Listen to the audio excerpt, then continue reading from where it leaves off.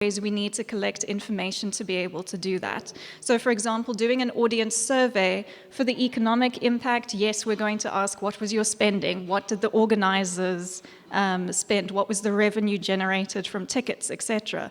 But it's also important to ask audience members what was the value of the festival to you. So you could include questions like, did you find that you went to new shows that you might not otherwise have done? Did it broaden your horizon? Did you meet other people? Did you engage with them in some way? So what are the social values of that, as well as the value to the artists?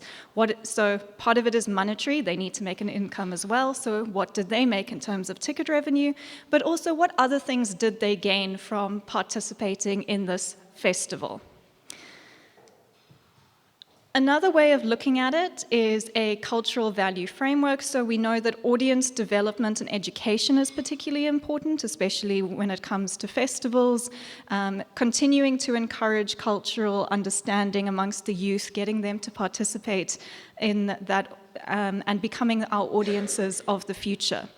Also, human capital and professional capacity building. We have social cohesion and community development, which I've mentioned, linking to reflective and engaged citizens. And then we have that inclusive economic growth, which is where the economic impact studies will fit in. So basically, an economic impact study focuses on the financial impact of additional tourist and organizer spending on a host town's economy. So if I think about some of the festivals in the room, we also have the National Arts Festival. So what would be the impact of that additional spending on Makanda, for example, where the National Arts Festival is hosted? So essentially, the question we're trying to ask is, what would have happened if the festival did not take place? So what is the additional revenue that is generated that would not otherwise have been in that particular host economy? So these can be a powerful way of motivating for continued or increased support from your funder, and so very important for a festival, but it can also be useful in tracking changes over time. So sorry, Monica, I'm using the National Arts Festival again here. But Rose University has been engaging with the National Arts Festival for some years, with SACO as a partner, and we've been tracking this festival over at least 10 years. So we can see the growth that the festival has experienced, maybe what some of those changes are over the last 10 years. It's been a very volatile time if we think about the COVID-19 pandemic and what that meant for the creative economy as well. So having that potential to track what's happening in a festival in a quantitative way can also be very valuable. But unfortunately, what economic impact studies do not measure is the cultural and the social value of the festival, which we know is particularly important for cultural events. The other thing is the way the financial benefits are spread. So we can say, all right, we have 60 million in terms of the economic impact on the host city, but we don't know who's capturing that. How much of it is going to all the parts that make up that host community? What happens to, say, lower income residents? What happens to business owners? We only have that one big figure, so we can't quite see how those financial benefits are spread. So there are some times in which it is useful, particularly useful, to use an economic impact study as a valuation tool, and this is when your event attracts many people from outside of the area, again, because we want the additional spending coming into that host economy. So when that happens, it means that tourists are staying overnight, so they're spending on accommodation, they're going out to a restaurant to eat, and there may be other spending opportunities. What other tourist activities are there to do in this particular town that tourists might be interested in? Another important fact is organizers getting sponsorship from outside of the impact area. So for example, I think many festivals get national government sponsorship from the Department of Sports, Arts and Culture. That would count in this case. However, it doesn't work so well when the event attracts mainly local people, because then it's spending that probably would have happened within that host economy anyway. Instead of, say, buying your spending that money on going out to dinner, you've just transferred it to buying your ticket. So you were still likely to spend on recreation somehow. Then those visitors don't stay overnight, and there are a few other spending opportunities will also limit the impact of the event. So if you have a lot of people just coming for a day trip, for example, that will be more limited. Or it could be people who are staying with friends and family, meaning the accommodation spend isn't there, and we'll see the impact of that a bit later on. The other one is if there are a few other spending opportunities, so not so many other tourist activities for attendees to do while they're at the festival. And then if the sponsorship is mainly from within that local impact area, so they probably would have sponsored something else, if not the festival. So that money was still budgeted for sponsorship. So it's not creating that additional spend that we need for economic impact. So now we'll look at the tool itself. So it is very easy to find. You just go onto the South African Cultural Observatory website and under Tools, and there it is, pops right up.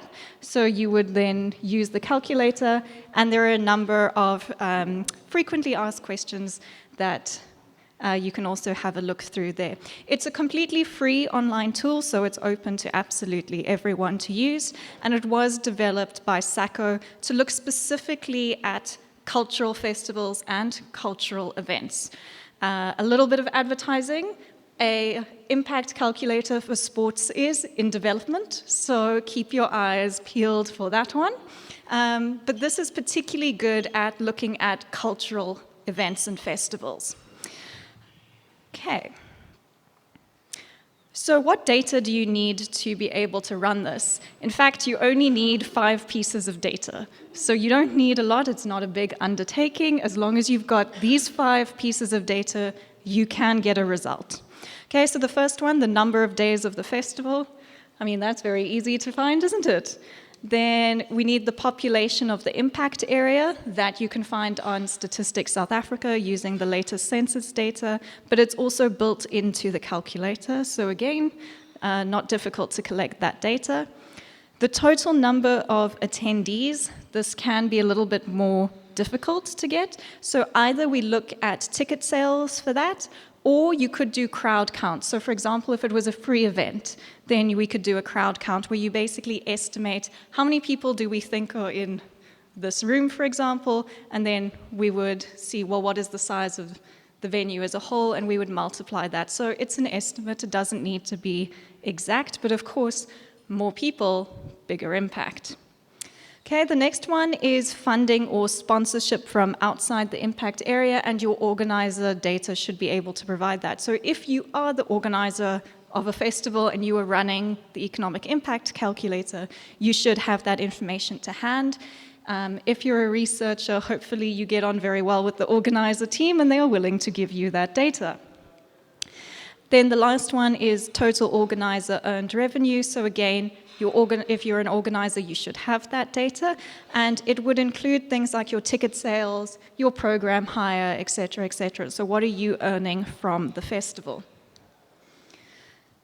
So there are 3 categories of data. So first off, you have the required information. Those were those 5 pieces that we saw on the previous slide. Then there are default values that can be overwritten if organizers or researchers have more data. So for example, if we are working with the festival to do an economic impact study and we've got additional data from our audience survey, we can then go in and change the numbers from the default because our information is more accurate based on the audience survey that we have done. If you haven't done an audience survey, don't worry. The calculator will still work, and you just use the default values, which come from various modeling and other surveys that we've used. So we didn't just pull them out of thin air.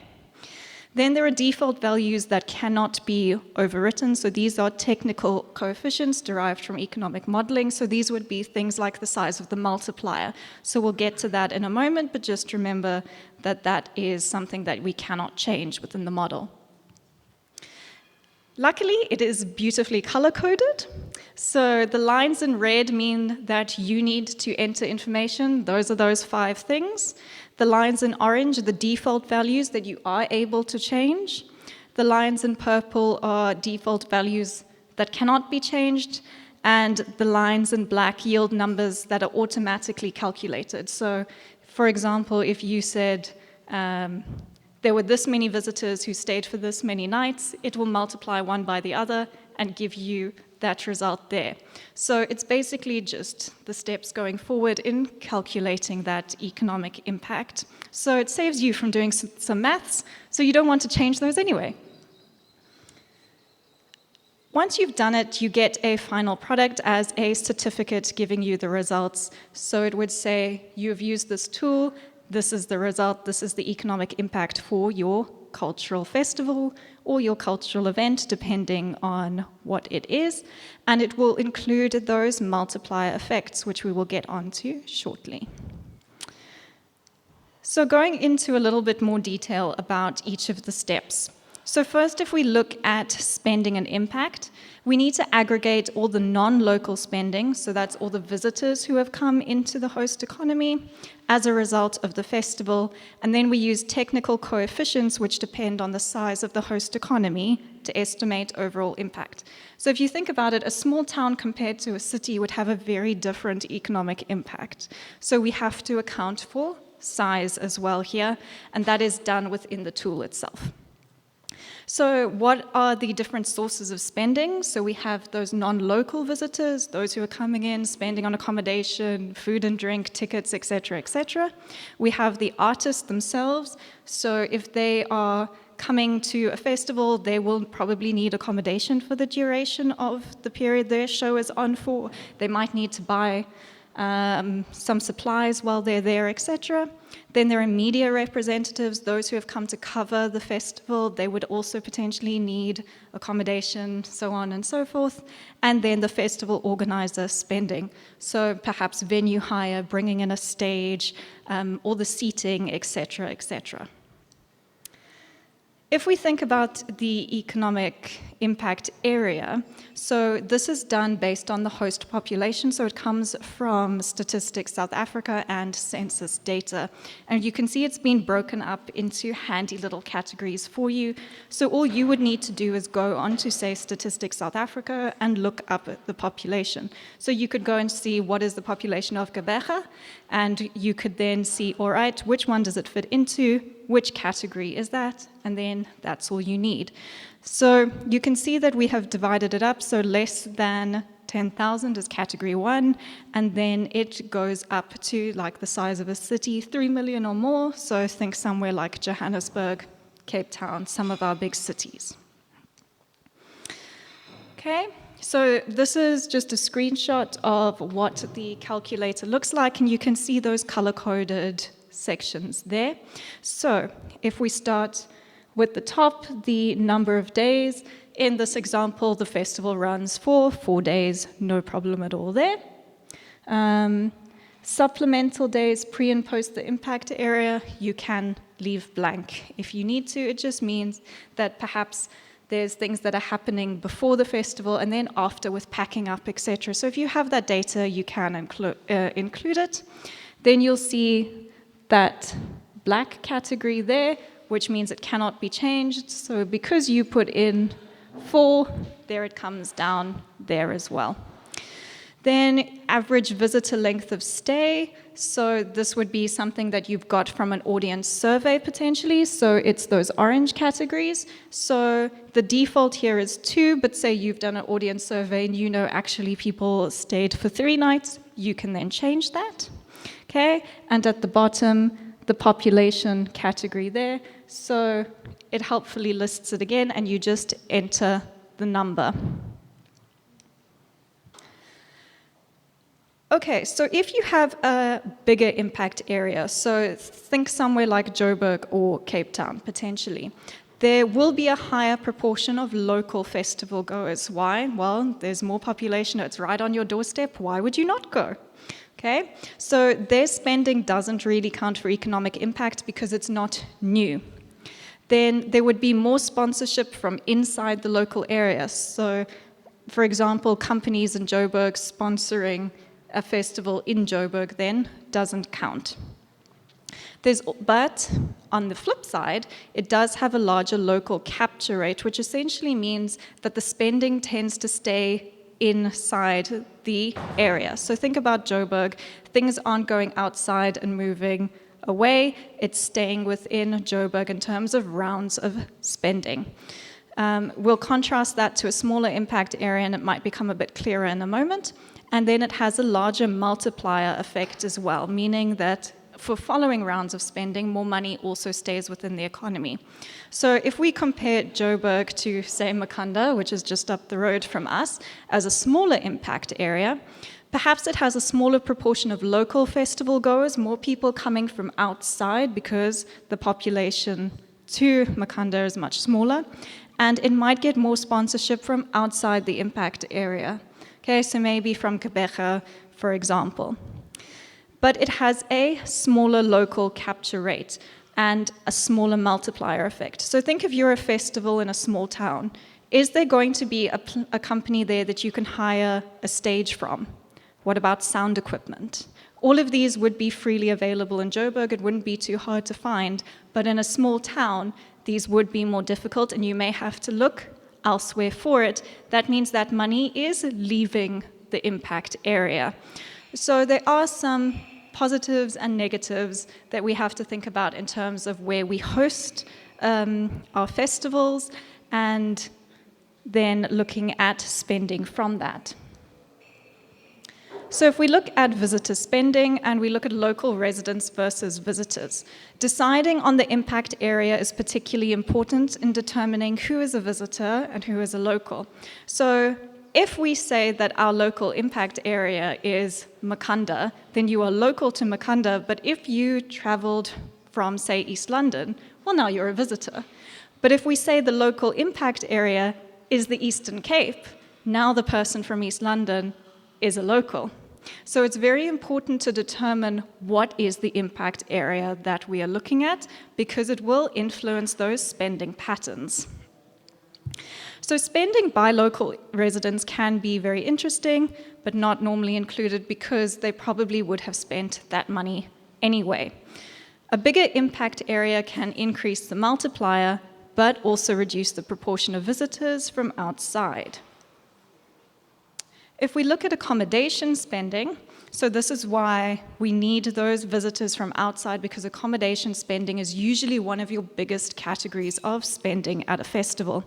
So if we have day trippers, there's no accommodation spending, so they just come for the day and they can then go home for the evening. We do have our visitors in paid accommodation as our largest category generally, and then we have visitors staying with friends and family, so there should be no accommodation payment unless maybe your friends and family are being mean to you for your trip. So hopefully they're not charging you for that. Okay, so if we think about an example, perhaps we have a festival that had 5,000 visitors, so potentially 10% of those people may be day trippers, about 500 people. Maybe 60% stay in accommodation, paid accommodation, so that's about 3,000 people. And then maybe 30% stayed with friends and family, and that is 1,500 people. So what we want is the biggest category to be those in paid accommodation for the economic impact. That doesn't mean that we don't want to include day trippers or local residents, but in terms of our economic value, we need to have people staying overnight. So to calculate this within our SAFEC tool, it's separated into accommodation spending and then non-accommodation spending. So what are you spending on your food and drink, for example? What did you spend on transport to get here? So on and so forth. And then the data from the visitor survey or averages for leisure travel spending per person can be used if you don't have that data. So it's built into the SAFEC tool, and it is disaggregated by province. So for example, we say we're here in the Eastern Cape, this is the average spending, that will be your default. If you've done an audience survey, a visitor survey, and you have more accurate information for this particular event, then you can change that within the tool. Okay, so here we have another screenshot of the tool where we're looking at the description of the audience. So in this example, we have 12,000 attendees, so excellent number of attendees there. But we can see that in terms of non-local or our visitors, it was only 45%, meaning that it was mainly supported by local people. Not a bad thing for our cultural value, but for economic value, it does have an impact there. So if you've got 45% of our 12,000 visitors, we end up with 5,400 as visitors there. Again, we see that 60% are staying in paid accommodation, and it calculates that for us there. And then we go on to the total number of visitors in paid accommodation who are primarily there for the event. So they came to see the festival. It wasn't just, oh, well, I was here for a holiday, I saw the festival was on, and I decided to go. Okay, you probably would have had some of that spending anyway because you were already there. So for the economic impact, we want to know what is generated from this event in particular. Okay. The next one we have then is the total number of room nights for visitors in paid accommodation. So again, that will be calculated for you. Then we have our friends and family, and then we have our day trippers as well. So we end up with our values there that you can either enter yourself and change if you've got additional data, or just leave it as is. So for example, here we have the breakdown from the South African Domestic Tourism Survey, which was used for the particular tool. And we have the provinces there, so all you would need to say is which province is your festival in, for example. So we can see that there is some variability. So if we look at the Western Cape with Cape Town, for example, and compare it to our home province of the Eastern Cape, then non-accommodation spending, your food, your drink, etc., is much higher for the Western Cape than for the Eastern Cape, but your paid accommodation spending is actually higher than it is for the Western Cape, potentially because there's not as much stock. So if a lot of people are coming, prices may have been driven up. So those are the default values that you will get. Then you can just select your province, and that information will automatically be filled in. If you've done the survey, you can change that information. Moving on to the next category, so we have our artistic producers and our media representative spending. So this would only be counted for artistic producers if the festival isn't covering their costs themselves. If the festival is covering it, it counts as festival spending. So for example, if we have a music festival and they have been invited to perform, the festival is paying for their accommodation, meals, etc., and transport, then we don't need to include artist spending itself because then it's already counted. We don't want to count it again. Okay? However, if it is not paid for by the festival organizers, you could potentially run a survey with them and find out what their spending was. Then we have our media representatives. So again, this is for non-local media. So if it's a bigger festival, it's more likely to attract media representatives from outside who want to cover the event. If it's a smaller local festival, it may be covered by local media, which is still amazing, but the spending is then limited. Looking at organizer spending as the next category. So this is where that local capture rate becomes important. So if you are potentially somewhere like Joburg, so 3 million or more, you can see that 0.85 or 85% is likely to be spent within Joburg because you have access to more things. If you are a much smaller town, so categories 1, 2, and maybe 3, you can see that, all right, only 35% may be spent in your particular town, 65% goes out immediately, potentially because you need to get your stage, your venue higher, etc., etc. Maybe you need to bring in chairs to make sure there's enough. Maybe you have to go elsewhere for your printing. So all these costs will start to accumulate, but they are elsewhere. So they are not impacting the host economy, but they are still generating income, just not in your particular area. So here we have the non-local sponsorship from outside of our impact area that you can put in there. We have the total earned income, so that would be where potentially you include your ticket revenue. Then we have your earned income from the visitors and producers.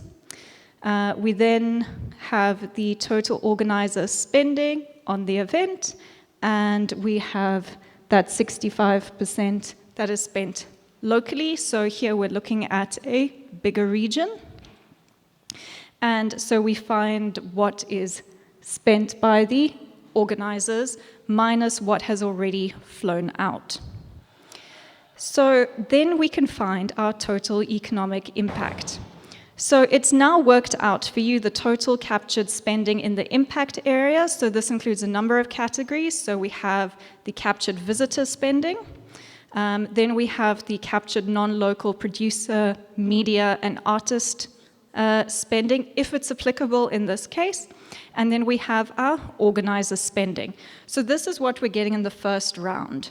Now we need to know what happens thereafter. This is what we call the multiplier effect in economics. So think about it from the festival. If I have gone to the festival and I have paid for accommodation, now the people who own that guest house, etc., they will then use that money to pay their staff. Their staff members may then go to Pick n Pay, maybe Woolies if you live in Gqeberha, but not in Makhanda. But they might then go there, they get their groceries. From the income that they're spending on groceries, that particular shop will then pay their employees, who will then continue to spend that money. So the multiplier effect means you have an initial cash injection that then continues to work its way through the economy, through multiple rounds of spending. So we need to account for that as well in the total economic impact. So the question then is, how big is the multiplier going to be? So firstly, it depends on the size of the impact area. So the bigger the area, the bigger the multiplier, because the fewer leakages. Again, think of that example of Joburg. Okay, they would have a much bigger multiplier than, for example, Makhanda, where some of that spending is already going out. So the same way as you may need to hire a venue, perhaps you can't get all the goods you need, and so you go to East London to get some goods. So things start to leave. The other thing is the structure and diversity of the impact area. So the more diverse means the fewer imports we're getting from outside that local impact area, meaning bigger multiplier. So again, if it's diverse, I can find everything that I want within that local impact area. That spending stays in, it doesn't go out. And that then is what we want. Okay, so to calculate the multiplier, don't worry. It is one of those things that is filled in for you on the tool. It comes from input-output tables and large econometric models, and then other studies as well on tourist events done for impact areas. So you'll see here, you have the local output multiplier, which you cannot change. So basically, it is a population thing. So earlier on, when you entered the population category, here we had a category 4, then it calculated the local capture rate, or what was spent internally. It also gives us that multiplier. And then at the end, it calculates that total economic impact, so about 2.8 million in this case. A new thing that has been included is the environmental impact, which I mentioned. So the sustainability indicators are becoming increasingly important. So for some festivals, having documents or policies related to sustainability may be particularly important, especially for funders. And it can come from a range of different things. So perhaps instead of printing programs, you only have an online program. Perhaps you've introduced recycling points all around the festival grounds.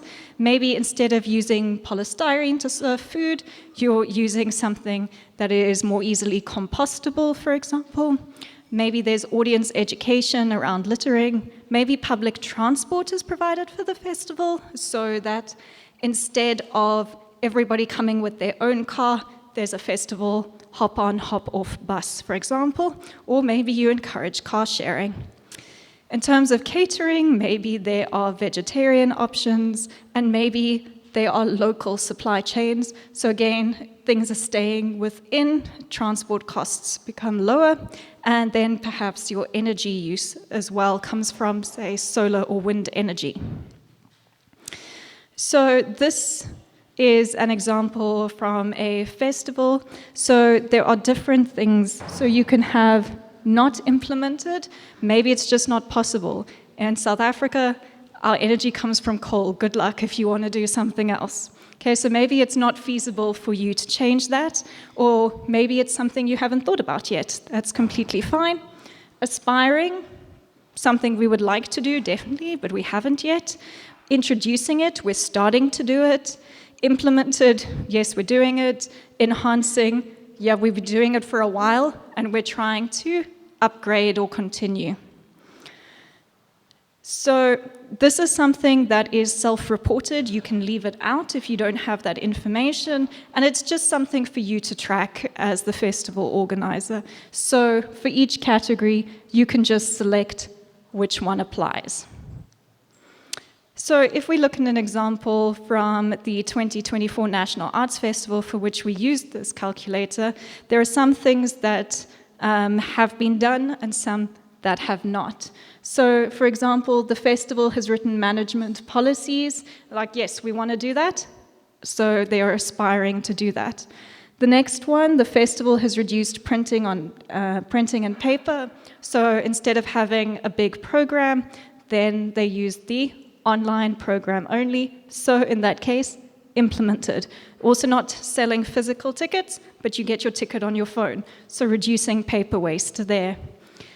Another one is introducing waste recycling collection points, again, something that is implemented. What about the use of single-use plastics? Aspiring, trying to get that going. Energy sources from non-renewable, well, again, South Africa. So perhaps not implemented, but essentially means it's just not feasible here. In terms of reducing traffic congestion, something that is implemented. Why? Because that will reduce the carbon dioxide emissions from traffic, and then controlling noise and light pollution, not implemented. I mean, the festival's got to have a vibe, right? So sometimes these things are just, you can't do everything, shall we say.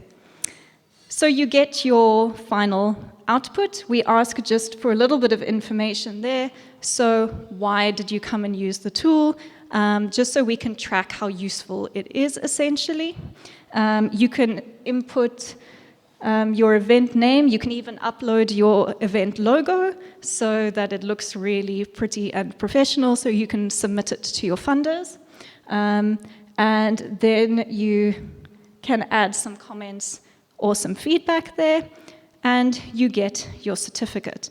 So it will tell you exactly what was spent in terms of accommodation, the amount spent by festival organizers, for example, and what the multiplier was that was used for this calculation, and then the total impact on your host economy. So we now go into an example for the Mahika Mahikeng, but I'll pause there just briefly to get some water, but also in case anyone has a question on the tool itself, I'd be happy to answer that.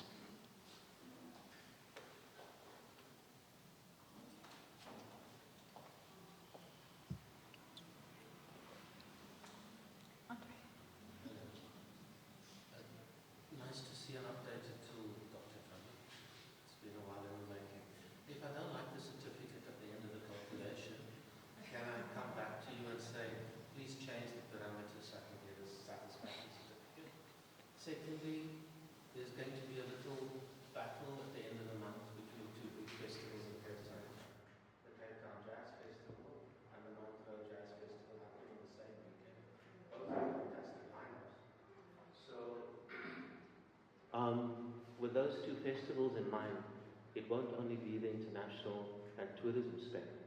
To be able to motivate to the city their relevance, they'll need to be able, they literally might use your calculator to compete with each other. And then to motivate to the city, the local and spend, which I think you said spending by locals is not necessarily calculated. That might be a big challenge, because then they won't be able to compete adequately in the city. Then there's the question of scaling. For me, it's not only festivals. As you know, I like small events. Within the city of Johannesburg, within an 800-meter radius, there's about 4 live music venues. And the city at some stage is going to be asked, which one do we support and which one's going to die? And the question for me would be is, will your tool be able to scale up and scale down to smaller activations? Great. So first off, I will say I cannot take credit for actually developing the tool. This was Professor Jen Snowball and Professor Bruce Seaman. I've just used the tool, so I'm quite familiar with it now, but I'm not taking the credit for developing this wonderful tool. So in terms of the scaling, that is a problem. So it doesn't apply to things like touring artists going to different venues and doing concerts. If there was a big event, you could potentially do it for that, and you just have to try and add on, but it really wouldn't work very well. If you don't like the numbers and you want to run it again to try and get better numbers, is it credible?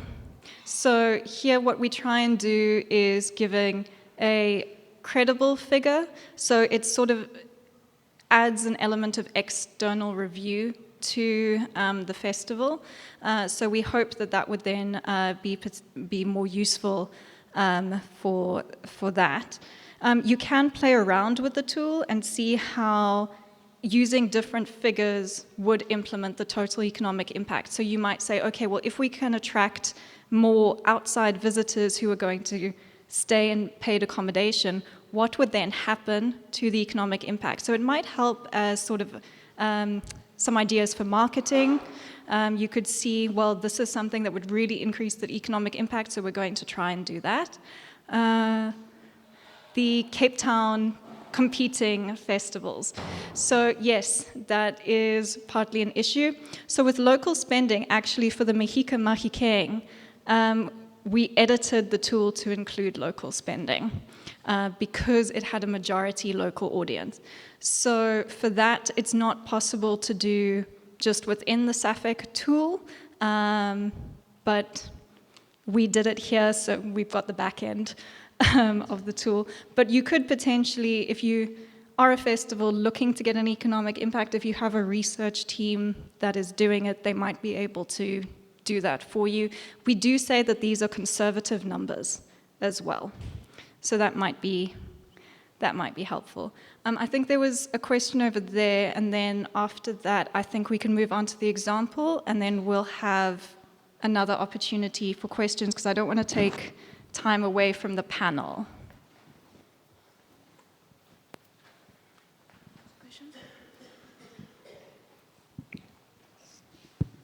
Thank you so much, Fiona. I think the tool is quite very interesting.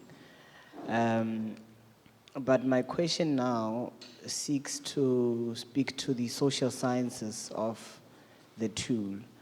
If I'm to give an example, if there's to be an event here or a festival, 2-day festival in Gqeberha, to what extent can the tool also seek to assess the social impact? For example, if an SG festival was here, during those 2 days, was crime high? Was gender-based violence cases high? Were they low? Because I think with that particular gap, it will also show us whether these cultural events or festivals are impactful to a certain extent, or are they also contributing to the social ills that continue to come up each and every time? So if you may just enlighten me on that one, thank you. Thank you, that's a great question. So the economic impact tool itself only looks at economic impact, but we know that social value of cultural events is particularly important. So again, if you are a research team, you can then ask those questions to try and understand the cultural value or the social value better. So with this example, we did include some of those questions, and so perhaps this example will help unpack some of those for you. So I might just leave it there, and then we can continue to engage after this, because I think it might just help to illustrate the case. So if that's okay, I'll continue, and then we'll get back to it at the end. So for this example, we looked at the Mahika Mahikeng Cultural Music Festival in 2024. So this is an annual festival. In 2024, they had their 7th edition. It is held in Mahikeng, which is the capital of the Northwest Province. So it was organized by the Northwest Department of Arts, Culture, Sports and Recreation, and it aims to promote cultural tourism, to support local artists, and also to drive economic development.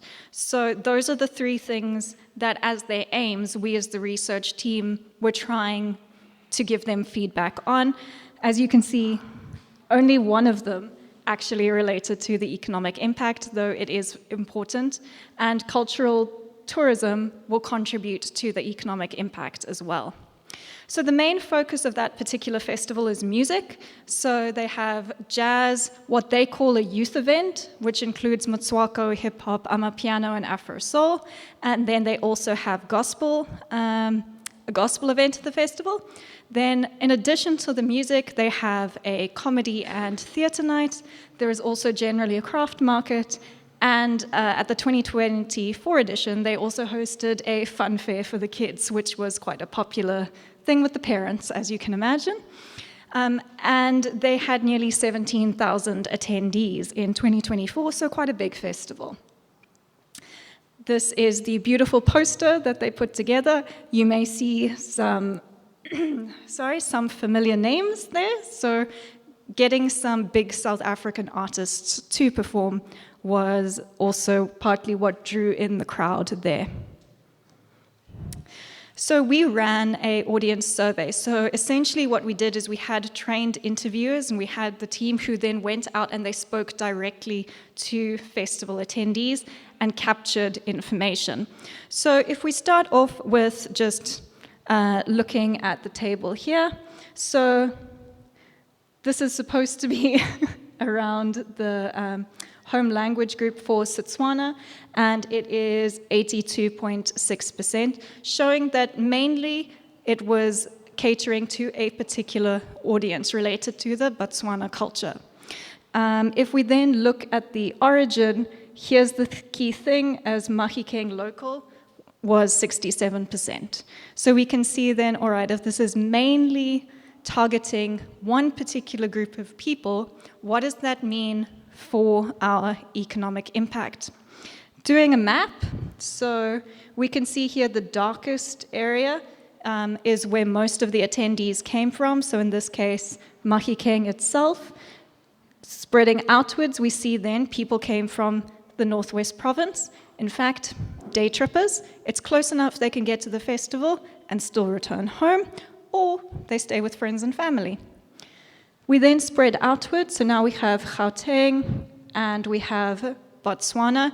Again, pretty close. It's easy for people to get there. In the case of Botswana, it was mainly Gaborone, in which case it's actually closer to get to Mahikeng than from Johannesburg.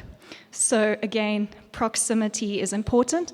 But the other thing here is that what links people is that Setswana language, that Botswana culture. Okay. If we look at spending, for visitors, we can see that accommodation was the highest category. That's to be expected. Okay. Then food and drink were also very important. For locals, it was a bit different. So here, food and drink was important, and then shows and the other category were large spending categories there. So because we were directly engaging with the audience participants, when they said they were local, we could explain to them, okay, what is the additional spending that you are doing because of the festival? So we could say, only your additional spending because of the festival, explaining what that was. So potentially only I've spent on a ticket, I would not have gone out for dinner, but I did because I wanted to go out before I attended the festival. One of the things in the other category that was quite important here and shows the value of engaging with participants was when we asked, well, why is your other spending category so large? We thought it was going to be quite small. They said, well, I had to spend on getting an outfit for the festival. So festival fashion is becoming really, really important. Like, think Coachella. It's also here, right? So that spending, if you weren't going to the festival, you would not have gone to spend on that festival outfit. So we can say there, because we've had that engagement, that it is additional local spending.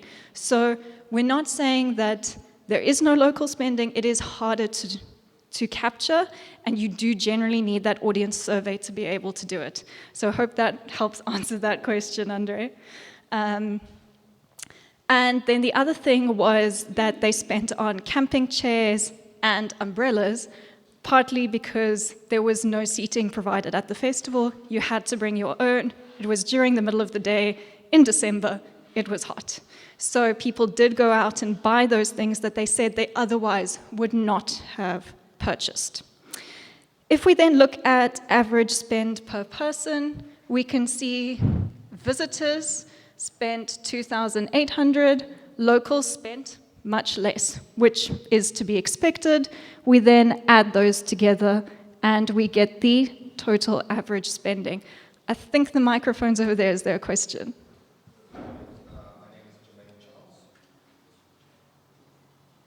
I'm from a company called Fanbase Africa. We help musicians better monetize their audiences using digital and physical products. So my question is around understanding how festivals market, because we do know that you can use tools like Meta and SEO to market, and it seems to me that if festivals really amplify their marketing outside of their local impact areas, that it can have a much bigger amplifying effect. Is there any data that you have perhaps considered that might be useful, especially to sponsors, VW? Thank you for that question. So that would really depend on how closely the festival organizers are willing to work with the research team in giving us that data. What we were able to do was track what was happening on Facebook in terms of their marketing. We also asked audience participants about how they found out about the festival, etc. So one of the things that the audience said was you need to market earlier and you need to market more broadly. So it was something that had been picked up as well in terms of the audience saying, well, you know, I didn't know about this far enough in advance. I would have brought more friends, but too short notice. Or potentially getting people from a wider area to come in. So what we are able to do is track where they are marketing, but unless they are going to share that data with us, it's very difficult for us to actually track. We can include things like brand recognition in the survey, but more than that, it really depends on the relationship between the research team and the organizers. I think there was one more question. Yeah, thank you so much. I just wanted to ask a question. In terms of getting these surveys going, do we have a sense of saying a 10% sample of the ticket sales? That criteria, I want to better understand that because it largely impacts how we get to these data points. Yeah, that's my question. Thanks. That's actually a really great question. So it is very difficult for us to pinpoint beforehand how many people are actually going to be there. Again, your relationship with the organizer can be important, so they can say, so far we've sold X number of tickets, for example. But you can buy tickets right up to the day of the event in some cases, so it can be quite difficult to predict.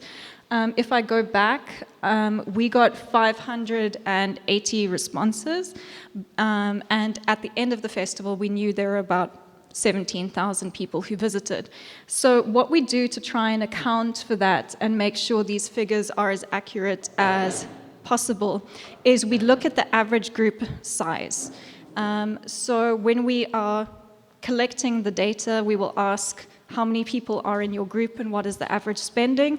Then, based on the data we get at the end of the festival to say, these were the number of tickets we sold, for example, or if we didn't get that information based on a crowd count, we will then say, okay, so if we know that the average per person spend is 2,800 for visitors, we can times that by the number of visitors that we have worked out were there.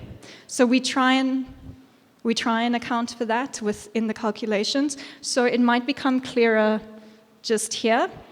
So we take that average spending per visitor for the whole stay, that was that 2,800 from the previous table, and we know how many people were there. We know that 67% were local, so we can times that amount by, 33% of the total number of people at the festival were visitors. Then we also include the average additional spend per locals, and we times that by the 65% of that 17,000 who were there. So we'd get, in the end, a total Festino spend, and we then can take that and we add it to the festival organizer spend. In this case, sorry, the text is quite small. We included a small media spend because it was a mainly regional festival. As the capital of the Northwest Province, Mahikeng has a SABC base, and so they were the main reporters covering the festival. There were also some social media posts reporting going on that we did then track how it moved through in the reports that were generated based on that festival. So generally what we do for media spend is we have the average visitor spend and we add 20% because they may have networking things that they're doing, which may have a spend there. We assumed it was only 5 media reps based on the reports that we were able to track after the festival. So that is added in to that figure there. In this case, there is no additional artistic producer spend because they were 100% invited by the festival, and so all of their costs were covered by the festival, and so that figure for them is included within the organizer spending, which is that figure there, minus the local capture rate. So depending on the size of Mahikeng, the spend that happened internally was about 18,000. We then have the local capture rate of 0.6% based on the population, and we have our first round spending. We then use the multiplier effect, and we get the total economic impact of about 40 million in this case. So for Mahikeng, those leakages, right, there was a event organizing company contracted in Klerksdorp, so still in the Northwest Province, but that's an immediate leakage going out of Mahikeng. So here we defined the host economy as Mahikeng. Had we done it as the Northwest, that leakage would not be an issue there. So you can see how important it is to define that host economy. Then the stage, the sound equipment, etc., that's generally brought in from Johannesburg as well. So that's a big expense that goes out. And then, despite that, we can see that there is quite a large economic impact of this particular event. But that's not the only thing that's important, as the gentleman there had the question about the social value. So first off, if we look at the economic impact, the majority of the audience was local. 67%. The other thing that limited economic impact was that visitors were mainly day trippers. So if you remember the map, mainly coming from the Northwest Province, and then Johannesburg as well. And then there were a lot of people staying with friends and family as well. And here comes that question about marketing as well, that the audience members identified as being a key concern and is a recommendation from the research team as something the festival can work on in the future to try and up that engagement. There is, however, the cultural value of the festival. So even though it mainly looks at a local audience, it's very valuable to that local audience. So it is a key festival in celebrating and promoting local talent. So in this case, 64% of the performing artists actually had roots within the town.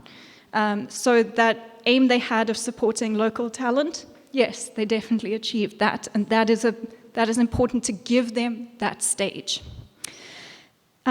The other thing is that it's important in celebrating but also promoting the Botswana cultural heritage. So when we asked our audience participants, 81% agreed that the festival contributes to making Mahikeng a special place.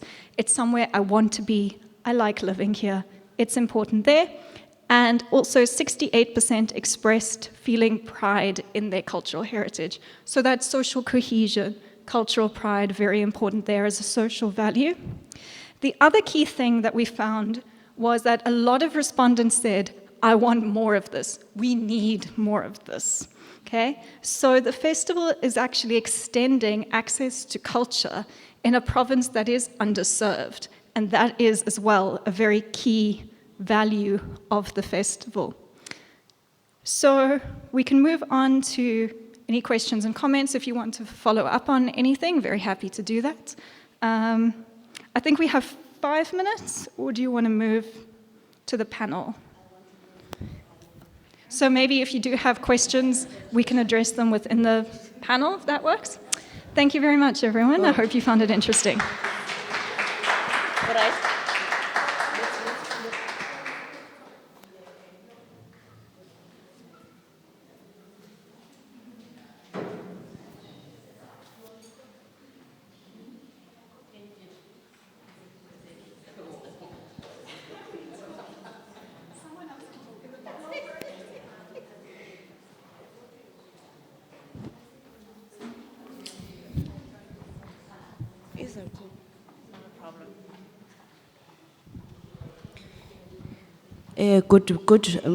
Eating.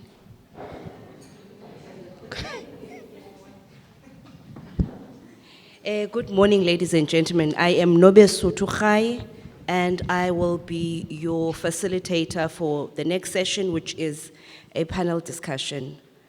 I'm not a technician. I normally have people to help me with these things. Is it fine? Is it gonna fall? Because I'm quite clumsy. Eh? Right? Is it gonna fall? Ne? Okay. Okay, let's not take the gamble. Okay.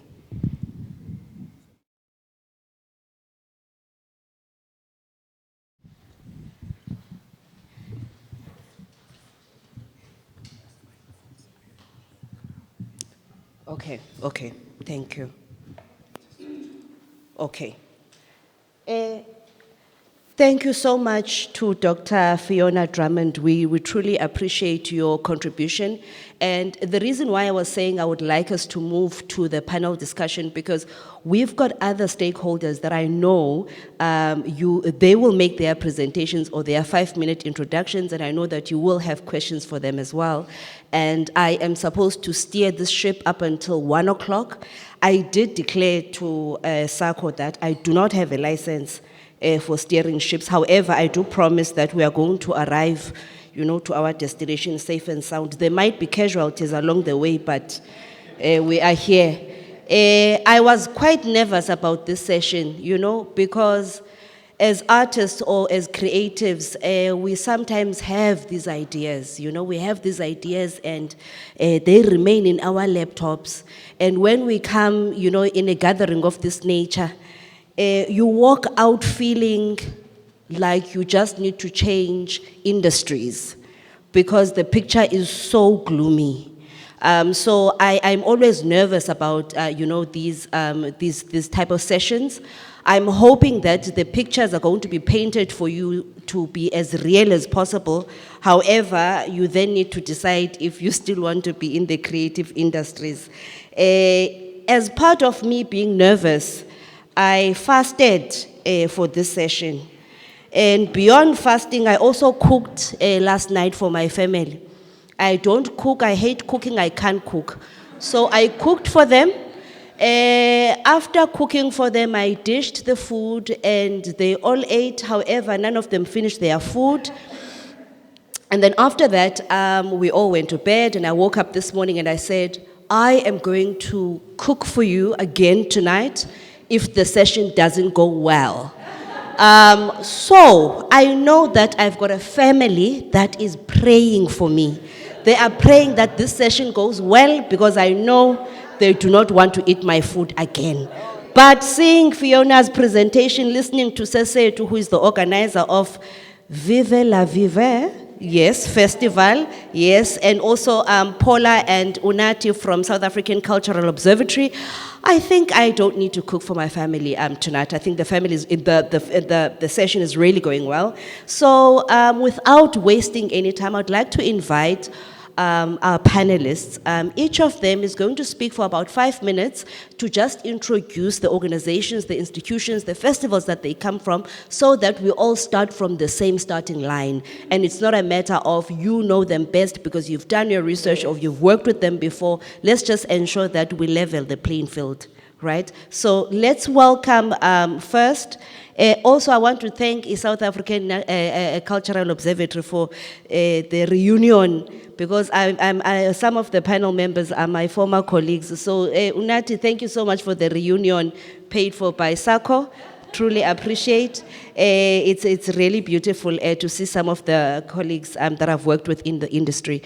So first, let's welcome as part of our panel, Uno Sipo Hlachwayo from SA Cities Network. Let's give her a round of applause.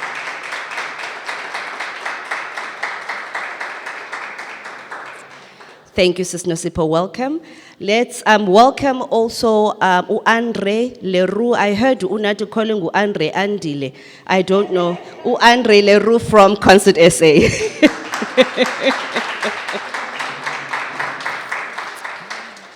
Let's welcome on stage my very close friend, my former colleague, who loves me to bits, Monica Newton, the CEO of National Arts Festival. And the last but not least, let's welcome Ulerato Moloto Mphahlele. You know, let's welcome from National Arts Council.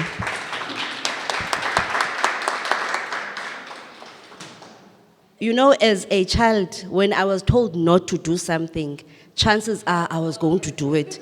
She scared me because she told me not to butcher her name. So now I did. See, so I'm very sorry, Lerato, but welcome. National Arts Council, National Arts Festival, Concert SA Cities Network, and Rhodes University, working with South African Cultural Observatory. Let's welcome, because she's sitting right next to me and I've wounded her, so I'm going to apologize by making her speak first. Ulerato is going to introduce to us what National Arts Council is all about so that we are all on the same page. Lerato, thank you. Thank you so much. I think the North and the Deep East really is like water and oil, because people from the North also tend to butcher names from the East, Gunu side, but it's fine. Otherwise, my name is Lerato Muloko Mphahlele. I am from the National Arts Council. I am the Organizational Effectiveness Coordinator under the Office of the CEO, primarily responsible for strategic planning. So the National Arts Council, of course, is a public entity under the Department of Sports, Arts and Culture. We are a funding agency of the arts sector. We fund 7 disciplines, music, dance, literature, multidiscipline, I think craft, and I'm not sure which one I'm missing, but it's 7 disciplines. Theater, thank you so much. And it's National Arts Festival's key area there. But in so doing, of course, we have the objectives of being a funding agency of supporting the development of the arts sector. We have key areas in terms of the kind of projects that we fund. These projects need to primarily have thematic areas of social cohesion, nation building. They can be within the areas of new creations. They also need to focus on entrepreneurial skills development, capacity building. So those are the kind of things that we focus on, and it's of course in line with the DSEC, strategic objectives and areas of focus, but also stemming also from, government and from the presidency, where we are the key stakeholders of fueling or catalyzing social cohesion and nation building. I'll pause there for now and allow other members to engage.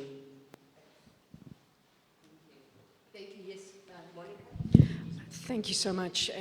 For those of you who know me, I'm Monica Newton, CEO of the National Arts Festival. I'm a gold medal talker, so Nobasutu, you will tackle me to the ground if needs be. And 5 minutes is a good amount of time, but I'll try and be short. So the National Arts Festival is one of the country's oldest multidisciplinary arts festivals. It started as a small English language focused festival, in fact a Shakespearean focused festival way back in 1974. The festival and I are about the same age, I'm just slightly older.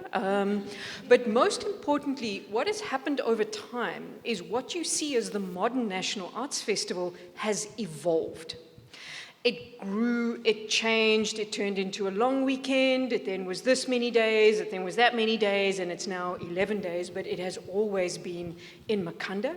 It is multidisciplinary. We program across 10 different disciplines, and it's a very large thing that happens in a very small place, which is why it was so interesting when Fiona was talking to sort of counterpose what happens when something happens in a big place and is essentially impacting on a large economy versus something happening in a small place impacting on a small economy. So one of the most extraordinary things about this festival, and I really would encourage you to look at the archives of Sacco and Rhodes, because it is probably one of the most well-researched festivals possibly on the planet, because for more than 40 years, Rhodes University has been studying it, and many of the academics that you see now, Fiona, Jen Snowball, Jeff Antrobus, were very much influential in designing the economic and social and artistic impact studies of the festival. But one of the most important things that you need to be able to do when you are reliant on funding is justify your existence. And it's awful, and it's terrible, and we wish we didn't have to. But these kinds of metrics about economic impact, about social and artistic impact are critical. So the National Arts Festival is a big thing that happens in a small place. So we have a very, very profound economic impact on the city of Makanda. 62% of our audience, in fact, comes from the outside, and further, they indicate that the only reason that they are in Makanda is because of the festival.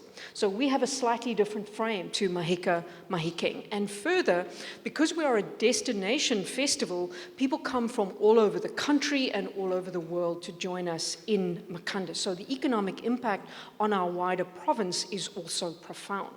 But we're a non-profit, and frankly, there are a million different ways that you could spend tens of millions of rand and have an economic impact, and it would be less stressful than doing a festival. You know, right? You know. So the artistic impact that we have is also profound. The National Arts Festival is a destination for artists because it's about networking, it's about professional development, it's about measuring milestones in your career. It's about the point at which you come to festival. Perhaps you're Msaki, you want to take your career in a new direction. You've been given a prestigious award, you're the Standard Bank Young Artist of the Year, but you're not wanting to play pop star at the National Arts Festival. You want to be the musician that you know you are, and you want to introduce yourself to new audiences. So you come to the National Arts Festival to do that. You're an artistic producer, you've got new work, you've got a new voice, you've got something, a new direction that you're wanting to go in, so you come to the National Arts Festival because it's a milestone in your career. But the other thing that pretty much all festivals do, and I really would encourage you, those of you in the room who are organizers of festivals, is not to forget to look at the social impact. Festivals are awesome. They make people feel differently about themselves and their world. They do different things during a festival. They'll try something new. They'll go and see an artist that they've never met before because they've got an hour to spare. They will go and see a work in a language that they've never heard of before, because tickets also tend to be reasonably inexpensive. And kind of once you're in festival mode, you're somehow open to new experience. And that is social cohesion. That thing that brings us together, that makes us feel bigger than just ourselves in the world. And the arts is at its most powerful when it is doing this. And frankly, it's why I get out of bed in the morning. Because frankly, there are a million other ways, okay, that one could do work that creates jobs, work that creates local economic impact. But the arts is the thing that creates more impact than almost anything else, because it does three things at once. And so hopefully we'll be able to talk a bit more about the impact that we have and why festivals are important with these wonderful panel members. And I also just wanted to say welcome to Viva la Vivere, our new festival. We're looking forward to meeting you and you being part of the family. And we're only 150 kilometers away, so if you need anything, just yell. Okay, Monica took the gold medal, so I'll take bronze. I'll settle. So two things that we do. The one is IKS Cultural Consulting, which is my company, and the other one is Concerts SA, which I've run for the last 13 years. IKS has been in operation for the last 21 years, so I'm 21 years old. What do we do and why do we do it? And that's, firstly, we try to make the world a little bit more beautiful. And over this weekend, the world became terribly ugly. And I think the arts plays a major role in giving hope and giving understanding and making the world a bit more beautiful. The other thing that we do is to try and erode borders. Our continent is full of borders and structures and things that divide each other. And we try and take out our little erasers and we try and erase the lines between countries, between genres, between spaces. So we try and make the world smaller, and then we try and make the world a better place. How do we do that? With IKS, we've been doing it through research, trying to understand what the arts are all about, what culture is all about, what it means economically, what it means socially. We did an impact study for SACO in 2020. We did research on a range of different festivals. We did research on the song called Jerusalema. And a lot of our research is not just for the hell of it. The research we do influence the projects we do. In July of 2020, we did a study called Digital Futures, and it was about live streaming in South Africa. 6 months later, we developed a mobility fund, a digital mobility fund, and that funded 354 projects. So through the Concerts SA project. So we try to make sure that the research we do has got a bit of an impact through IKS, and we build relationships with the World Jazz Network in the Netherlands, with friends in India, where we've been sending artists for the last 4 years, and Russia, where we go and we're trying to build relationships. It's a bit weird because I always go to countries that's in conflict. Because just before that, I was in the DRC and they just came out of war. So my wife was asking me, so where the hell are you going next? I'm not going to answer that question. But I think that, so just getting to, Fiona likes facts and figures and numbers. So what do we do with Concerts SA? Concerts SA for the last 12 to 13 years, we've supported live music across this country and across 11 SADC countries. But let me throw some figures at you. But to get it right, I just need to look at my phone quickly. Okay. So we've created work opportunities for 28,149 artists. We've supported 283 school concerts in the last decade. We supported 355 digital mobility fund grants, some of them and a lot of them in the Eastern Cape. We've supported 4,217 concerts and more than 1,200,000 audience members in small venues across the SADC region. And we created partnerships, 203 partnerships, because for us it's not about being exclusive. And sometimes it's small partnerships with catering companies. 36 workshops across 13 African countries.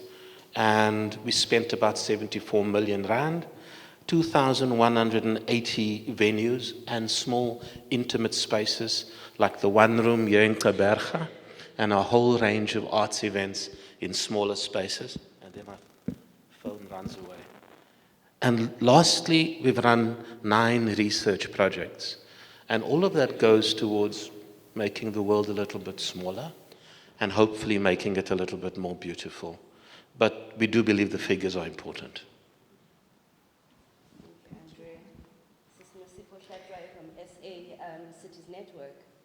Thank you. My name is Nosipho Hlatshwayo from the South African Cities Network. I am a girl from a city in eThekwini. I work with cities, big or small, locally and globally as well. And if I'm not out of order, can I just ask that we recognize that in some of our cities, as we are congregated here today, some of our artists, some of our curators, some of our policymakers are stuck in spaces which they cannot leave because of the geopolitical tensions. They play a critical role, not only in terms of the economy, but in terms of nation building. Can we just recognize them and can we ask for their safe return at home?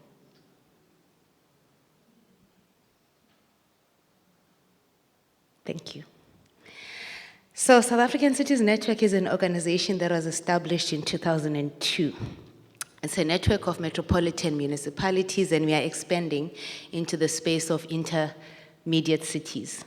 So if you think about metros, you think about Johannesburg, you think about Cape Town, eThekwini, City of Tshwane, and then Nelson Mandela Bay, obviously, and Buffalo City Municipality. So when we say intermediate cities, then you start expanding it to KSD, which is King Dalindyebo, Sabata Municipality, Numtata.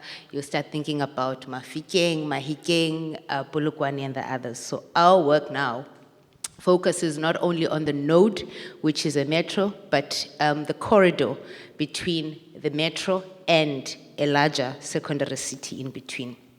We were established just after national government, then it was in 2000, I think, national government, the presidency published a report that was telling us about all the great things that were done by government post-apartheid.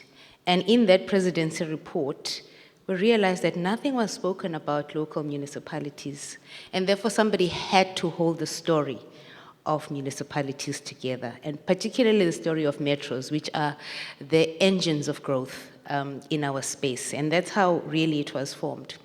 We operate at an intersection between government, and I'm talking about national and provincial government, municipalities, metros, outside of government actors, such as your NGOs, your academia, and businesses.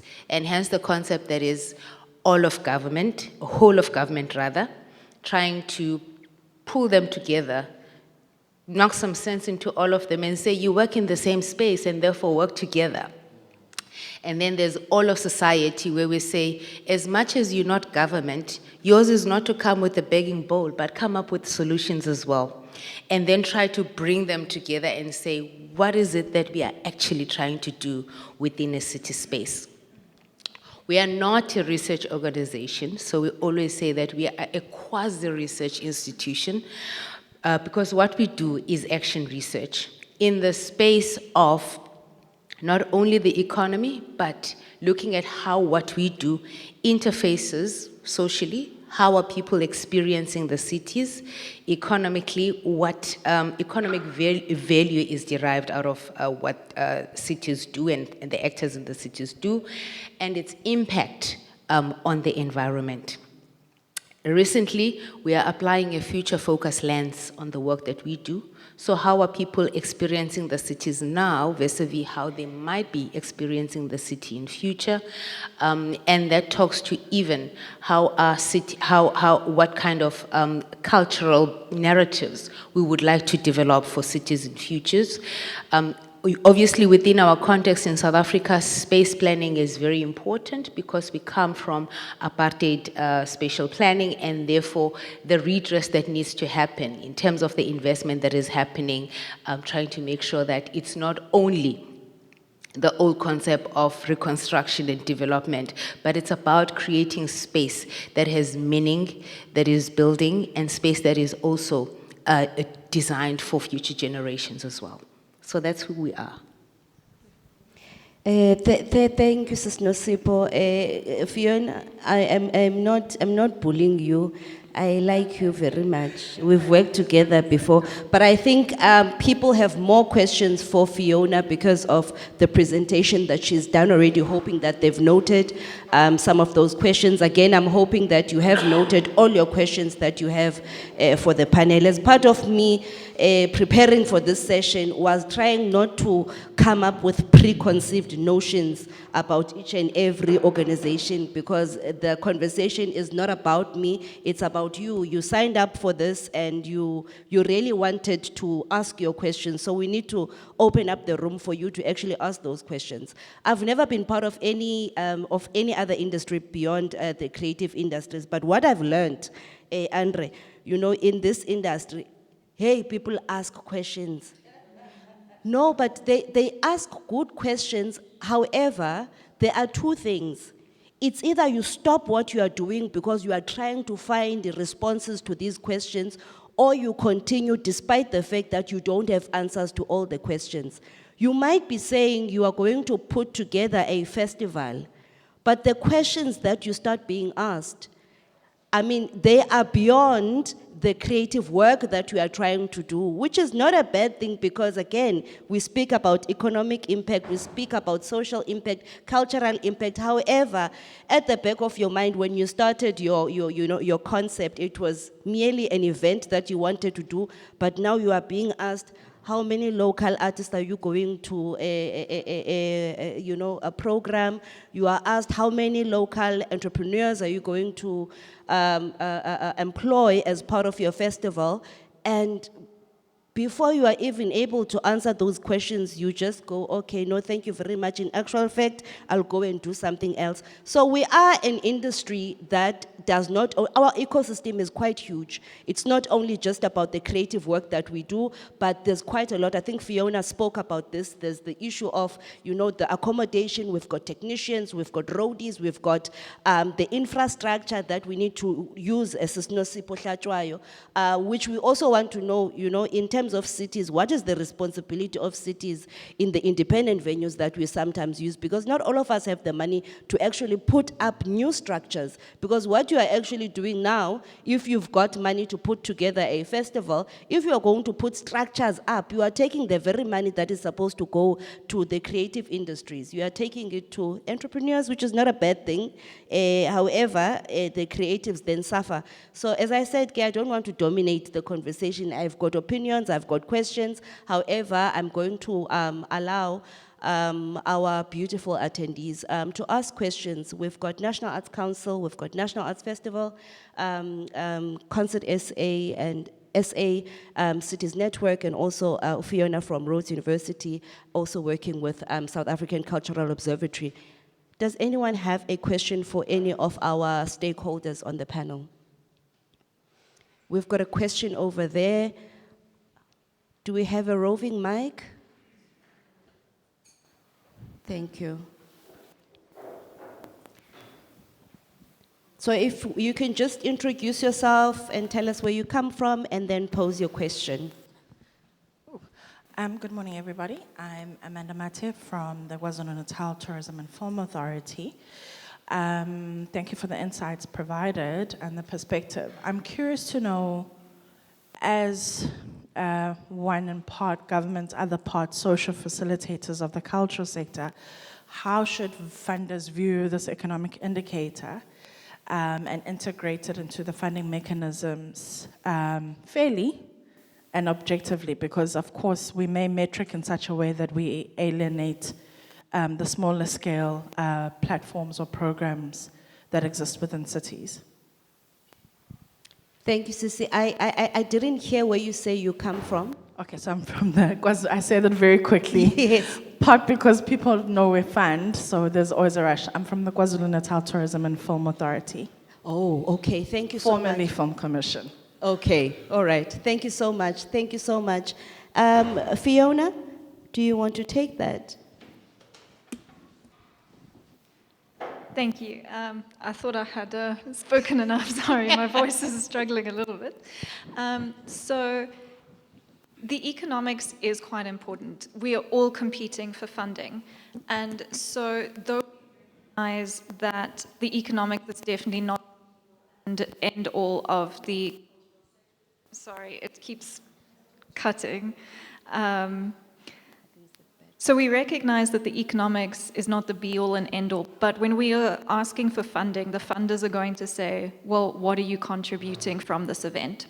So what we try and do, say, with doing an economic impact study is to say, okay, here's something you can kind of use in your arsenal when you approach a funder and you say, this is the economic impact that will be generated from this event. And then part of what the value is in, say, working with somebody like SACO, getting a research team involved, is that then we can also say, but it's not just the economics. Here is the social value. And so for integrating that within funding structures, we kind of need that understanding of, yes, there is the economics, but there's so much more than that. So it's the artists that are getting the value. It's the local community who might be getting the value. It's the broader South African, if we erase those lines on a map, that there's those social cohesion factors as well. And also, it might be a smaller city, in which case maybe it's mainly local, and that's not a bad thing either. Just because the economic impact might be slightly reduced doesn't mean the social value is, and it might be the one thing that everybody really looks forward to that brings people together in that space, and that is valuable. So including all those different aspects of value when you approach a funder, I think that is something that's quite important. But I'll hand over to anyone else in the panel. Andre? Thanks, Fiona.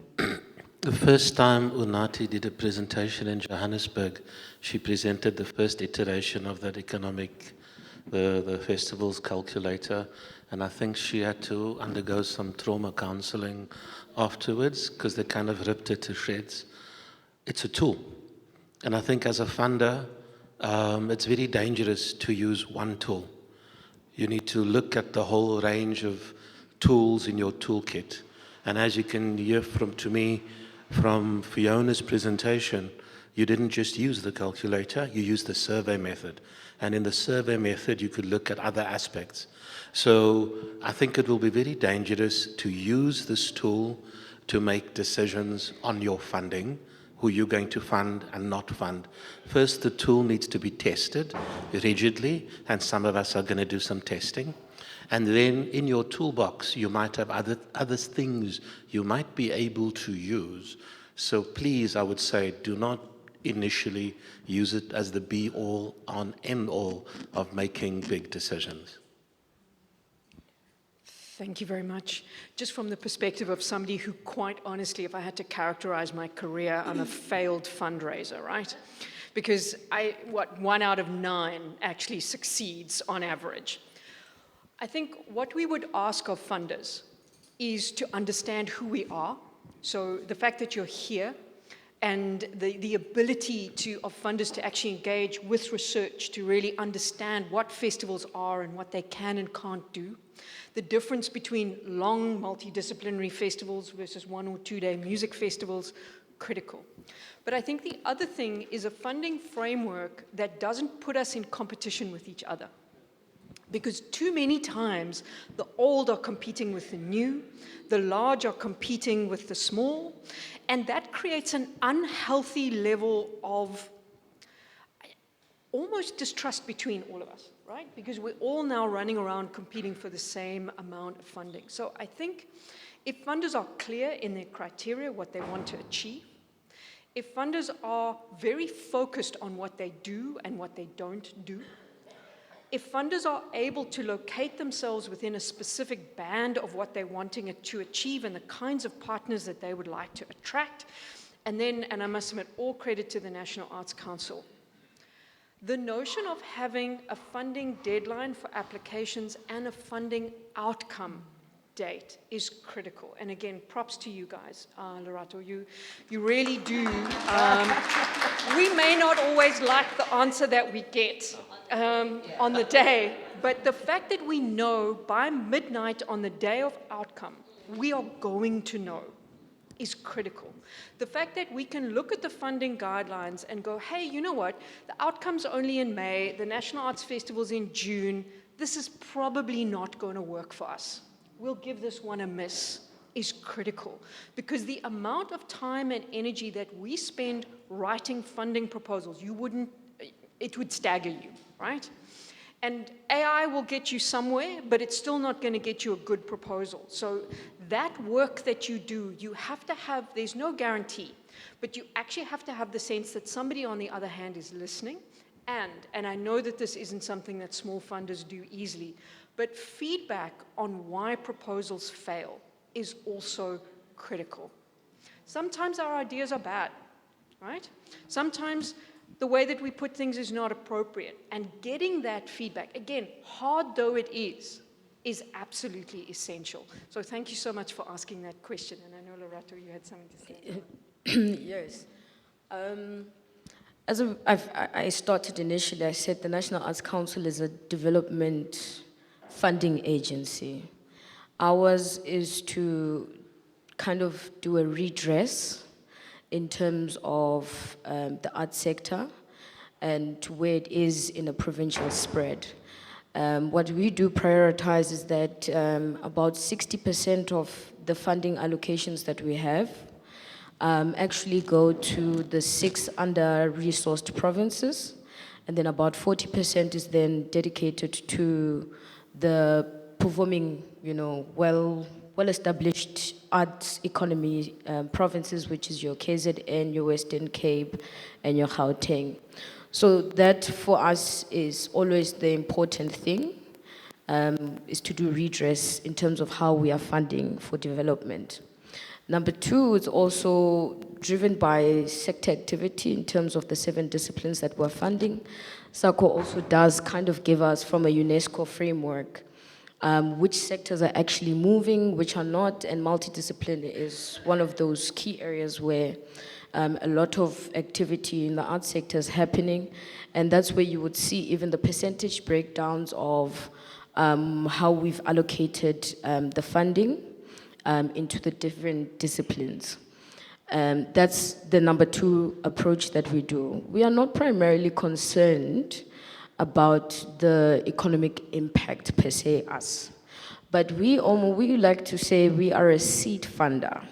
a seed funder that is going to fund your idea in a manner that is going to give you the ability to get a throughput value proposition that you can package to other private sector sponsors and other entity sponsorships outside of government. The unfortunate thing is that I think close to the 30 years that we're approaching as the National Arts Council, not much emphasis has been put on sustainability. It's a very tricky thing when we start to talk about sustainability in the arts sector. We are looking into the areas where we're seeing that there's quite an area of dependency. You know, you see even in the applications that the same person who applied 3 years, 2 years, last year, it's a recurring thing. However, we also have our own limitations. We get funding allocated to us, and that allocation needs to then prioritize new works, new ventures, and also just support, you know, those initial minor projects that need a kickstart. Those projects that really would benefit the community where there is a space gap. So that's where our priority is, and it's not necessarily that we care much of that economic impact, but as we also grow as an entity, there's now major concerns to say, with government funding being in a decline, our ability to sponsor more than what we're able to sponsor is becoming limited. You know, we went from funding through our annual funding, being able to fund close to 300 projects. And as you go throughout the years, you're seeing we're averaging about 210, 220 projects. And it goes to show you that we really can't. There's a limitation. Even us now, we need to look at how we're going to get other private sector funding so that we can sustain and support the development of the arts sector. If I could just give you some figures now, and then I'll pause there for now. Just in this current financial year, the NAC annual funding, we received about 3,793 applications. And out of those applications, there was an amount request of close to 1.1 billion that, you know, projects that were submitted were requesting that kind of amount of money from us. But we only had 26 million available for NAC funding for this financial year. And from that, we were only able to fund about 279 projects. You know, when you look at how much from the 1,793 project applications that we received, the average was sitting at about 162. And our max is about 350, but we are very stretched, very thin. And I'm sure the sector is very much always in an uproar to say, oh no, you're never funding us. But these are some of the limitations that even stakeholders need to understand in terms of where we are also in our limitation, but we do our best in terms of supporting development, you know. When you also look at PSP is a conditional grant from the presidency. It is, I think, our largest amount in terms of what we are able to do in terms of funding projects. It's, I think we're allocated about 113 million. And through that 130 million, we're actually able to fund double what we were able to do with our funding allocation, funding over 424 projects. But that's conditional grant. Tomorrow's presidency priority can change, and we lose that. So the sector also needs to understand where our struggles is in terms of those areas. Thanks. I know I speak a lot. Thank you. No, thank you, Lerato. We appreciate that. We appreciate that. I'm going to take another round of questions. You know, in this industry, I think what I have learned over the years is how painful it is to both be an artist and an administrator. Because when you are sitting on the other side as an administrator, when you are sitting on the other side as an artist, receiving those letters saying, Monica, even if they come on time, but they are still painful, we regret to inform you that unfortunately your application has been, declined. That still hurts. However, sitting on the other side as an administrator, it is equally as painful to write that letter, because I do not think, with all the festivals and the funding bodies, I honestly don't think there's any funding body or institution or festival that would like to turn people away. I think if it was up to the administrators, they would like to accept everyone, but again, they are also, caught between a rock and a hard place to say, I want to have as many projects as possible, I want to have as many, concerts as possible, but is it feasible with the amount of money that one is working with? So it is a difficult industry that we are in. I'm still toying around with the fact that should I continue in these creative industries, or should I go and, I don't know, be a model? Because I can, yes, because I can. I see we've got another, don't judge me. We've got okay. He can ask, okay, thank you so much. After him, it can be you, ne? Thank you. Salutations to our fellow panel and my fellow attendees. I just thought it best to just write this clearly so that it's said once and understood. So salutations to our panel and my fellow attendees. I am Simpiwe Nkosi, the CEO of Sendforth. Within its umbrella, Sendforth is currently broadcasting and media production, marketing and advertising, and arts and entertainment.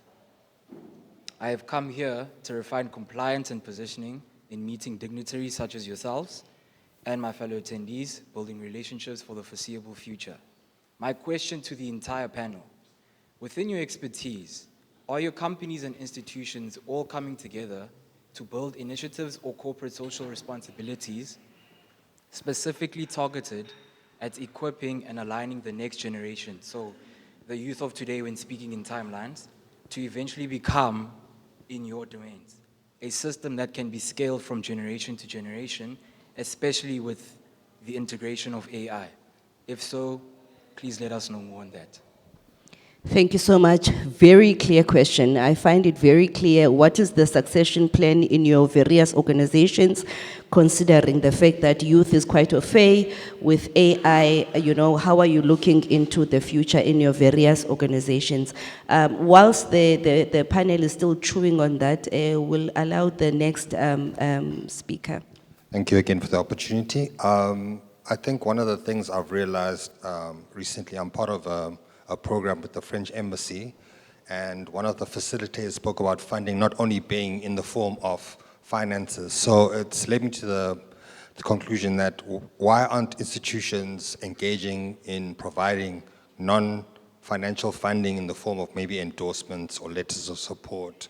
I haven't seen this as yet, and if there's any plans in the future to create those sort of platforms for especially organizations that are developing ideas and concepts to say, okay, NAC endorses this project, we think it's wonderful, or Makanda Festival endorses this fringe project, etc. Thank you. Thank you so much. We'll take Monica and then Sis Nosipo, and then Lerato Andre, in that order. Thank you very much. So I'll take my first shot at the first question. So obviously, AI in our sector is both a tool and a threat, right? Because at the end of the day, from the festival side, we use AI substantially behind the scenes doing analytics, processing enormous amounts of data. Just to give you a sense, because we do the bulk of our ticket sales online, there are probably about 110,000 people that move through our website over the period of festival. And we use quite a lot of that data to understand who and when and why, and that helps us to understand server capacities and all of that kind of back-end sort of information. AI is also very helpful for us in terms of responding to the hundreds of requests as to why didn't my ticket go through, can I please have my QR code reissued? So for us, it's a tool. Artistically, I think as a sector, we're still struggling to understand where AI sits. While obviously I don't curate our festival, I'm very keen to see almost a category of work that is AI-enabled or AI-based. Because ultimately what you have to do is give your audience the information that allows them to understand and contextualize the work. Because what you wouldn't want is AI masquerading as human work. Yeah. But equally, and I think this is really important, festivals in particular are intensely human. The human experience is what plays itself out as a festival. The contact that you're making, the chat that you have in the queue about coffee, about what is the next production that you're going to see, that cannot be replicated in the digital world. And so we stand, I don't want to say as a counterpoint to AI, but where AI is wholly technology, we are wholly human. So it is a slightly uncomfortable conversation, but I think a very essential conversation. Now to the point about youth. Almost all of us have programs that support young people. We have 50 TUT students who join us every year for work experience from city of Tshwane. They are the core of our technical team. They are mentored, they work with it. And then very often, those students come and join us as junior techs, eventually senior techs. We have Young Artist Awards. We do a whole range of student and youth activities through the festival frame that begins to support new generations, both of artists, but very, very critically, audiences, marketing managers, CEOs, the people who are eventually going to govern the money that comes our way. We want to get them when they're young, right? We probably don't do enough. So what you're starting to see from the National Arts Festival side is us doing a little bit more work in genres like Igwijo and others that are less easy for us to program. You don't invite people to the Guy Butler Theatre with its 940 seats for an Amapiano show. Nobody's going to have fun, and the theatre's going to get broken. So we also need to understand how better to accommodate young people. So I think the question of the in-kind support and endorsements, we can do it to an extent, but the difficulty is the reputational question of relating to an institution that we don't know. And that's always going to be the difficulty. The NAC could hand out endorsement letters left, right, and center, but the question comes back, when it goes wrong, what now? And maybe that is something that we need to do a bit more work on. And then my last point is that Andre and I coincidentally sit on this panel, but actually behind the scenes, we are also partners in what's called the Festival Enterprise Catalyst Project. It's a pilot project that we're coming to the end of, where 5 festivals across the country and Concerts SA are working together with the Jobs Fund to commission and tour work at its simplest level. There are lots of different elements of it, but you are starting to see us collaborating more and not competing. Which I think is good for everybody, right? And nothing is perfect in this world. The circle isn't big enough. It's mainly large festivals. Lots of different commentary could come our way. But because of the circumstances, and I think Lerato pointed to that, funding is getting less and less. We need to be more and more collaborative about how we apply and use it. And I think that's something that we're all trying to do. Now, Sipho, I think you were also going to weigh in on some of these questions. You've covered pretty much. I had a question to a question, but maybe it will clarify. So earlier on, we were talking about these numbers, the research, and a question that I had was, what value do we place on longitudinal data that gets generated? Because it's fine to present, this is what has happened. So for events that have, or for festivals that have taken place over a long period of time, it's easy for one to see the growth, and then obviously you'd have your qualifiers as to why there were dips and why there were ups. And I think that's also something that's very valuable when you're then saying what has been the impact. Hopefully over time, we'll be able to then say not just only in terms of the economic numbers, but the social numbers as well. Qualifiers as well there, the conditions and the environments determine the responses that you get to your social questions. And just to bring it to what I know, because 3/4 of what you're talking about, I've got no clue what they're all about, but to just bring it home to our cities.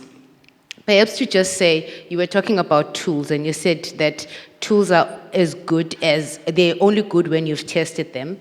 They're also good when you've got alternative tools, and then you can triangulate.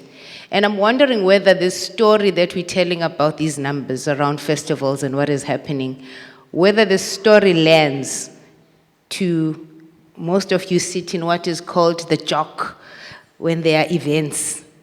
Whether this story at a strategic level, not at an event level, does it make it to the council chambers? And does it get tested against the numbers or against the story that the city itself has? I'm asking this question because we may be talking to ourselves, trying to convince ourselves, yet the people that need to be convinced are sitting on the other end.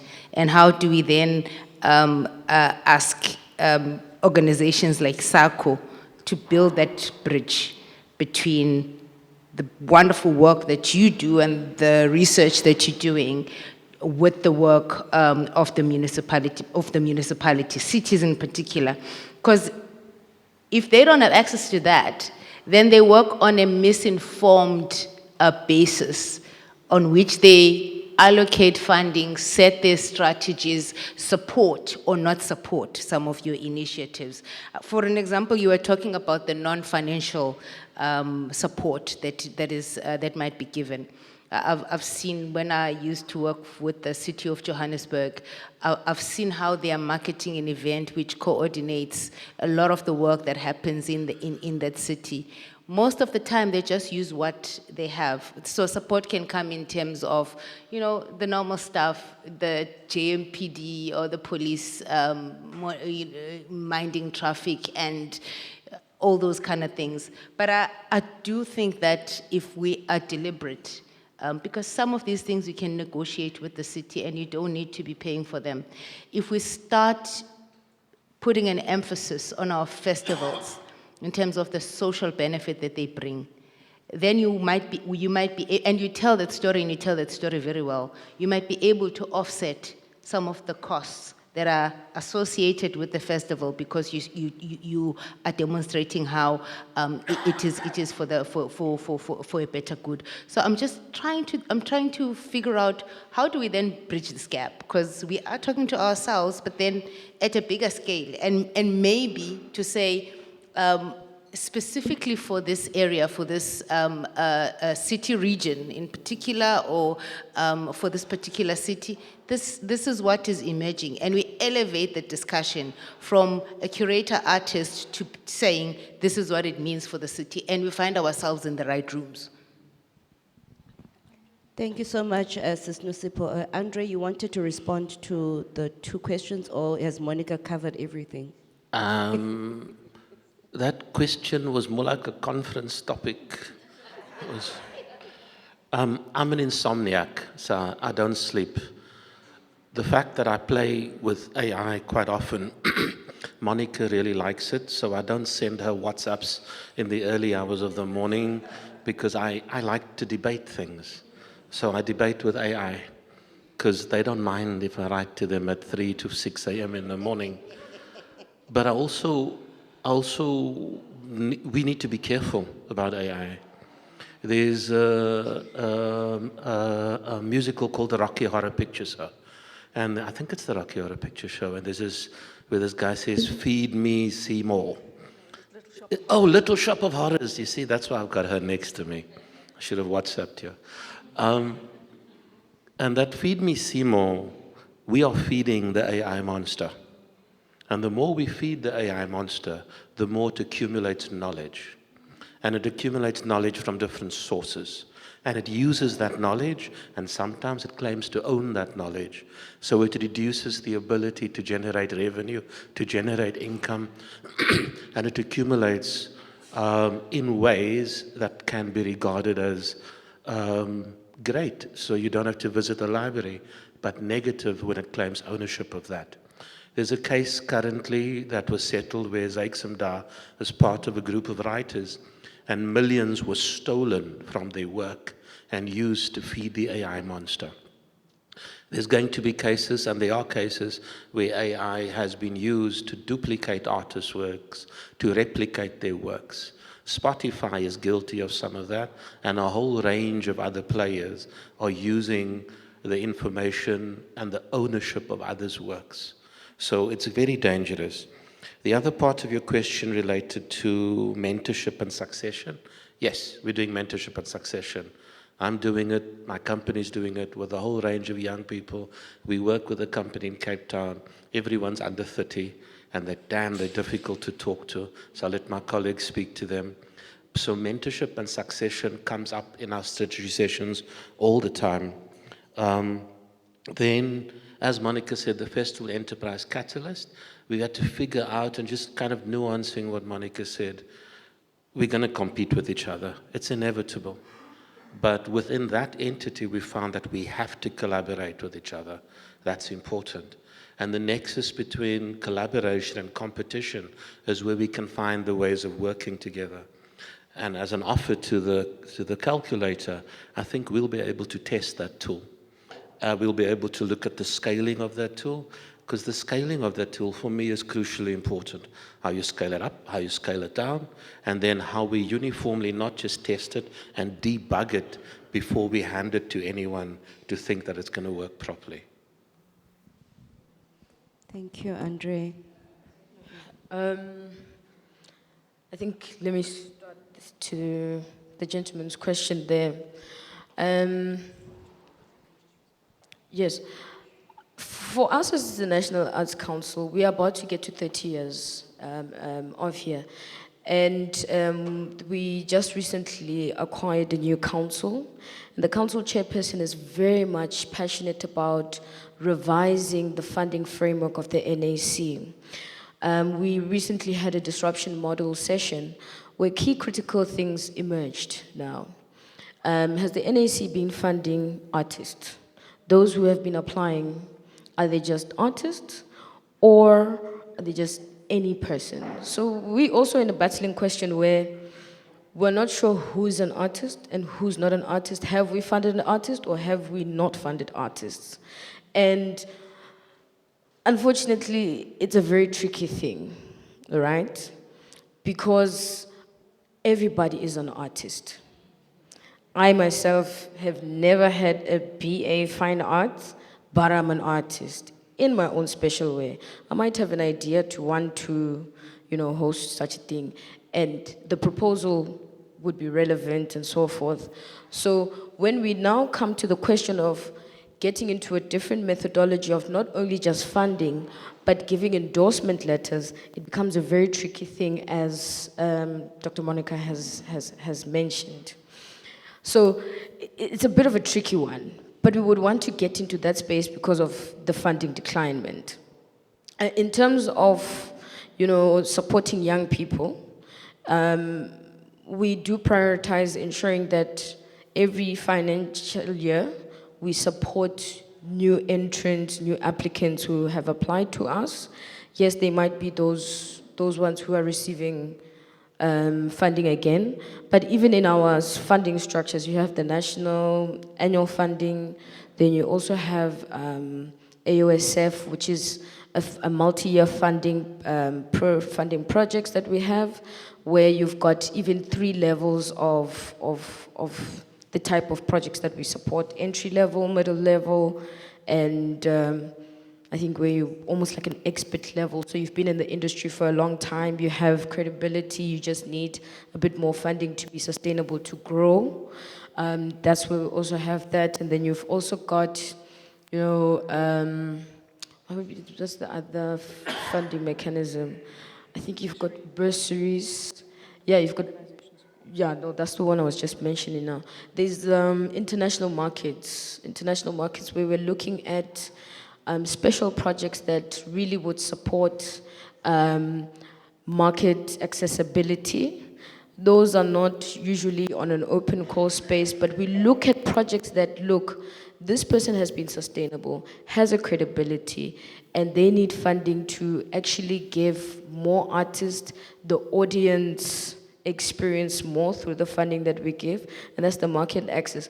So in the NSC, we try to level it up however we can, but I think there is the pyramid that we need to start looking at. The pyramid where the lower entrance is those emerging artists, middle artists, and upper things that it's a bit of a tricky thing, but we do support new entrants. Thanks. Okay, thanks, Lerato. Andre, I'm gonna give you a chance to speak just now. I've got a question for I think for the whole panel. We keep on speaking about declining government support, declining funds from government, and people are speaking about private sector support. So there are two things about private sector that I've observed. There is people speaking about private sector support, move away from government because government funds are declining. So that statement, and the practical work of going out there and looking for funding or looking for support from private sector, and the two are not coming together. Because we understand that government funding is on a decline. We go out there and we look for funding, but for some sense, or in some way, we are not making sense. So I don't know, again, sometimes I have these conversations by myself. It's good to sit around the room with people like you and have panelists of this nature so that I can just measure myself if I'm going crazy or not. Because am I correct in saying there is something about creative industries that is either not making sense or not attractive enough, or is it because of the type of projects that we do? But what is it about our creative industries when it comes to private sector that is seemingly not gelling, and yet we seem to be, we are being moved towards private sector, which we want to go that way, but what in terms of your experience, with panelists, what might be the problem? Is it value proposition that we are unable to explain properly? Do we need the calculator, Fiona, so that we can table the impact study? Or, because I know that in terms of cities, we are still battling with that, because at times you spoke about the support that one, are we speaking amongst each other, or are we actually speaking to policymakers so that they can integrate what we do into their own policies? However, with that said, we also see municipalities at times partnering with independent festivals, and we don't know what models exist for us to actually go to them.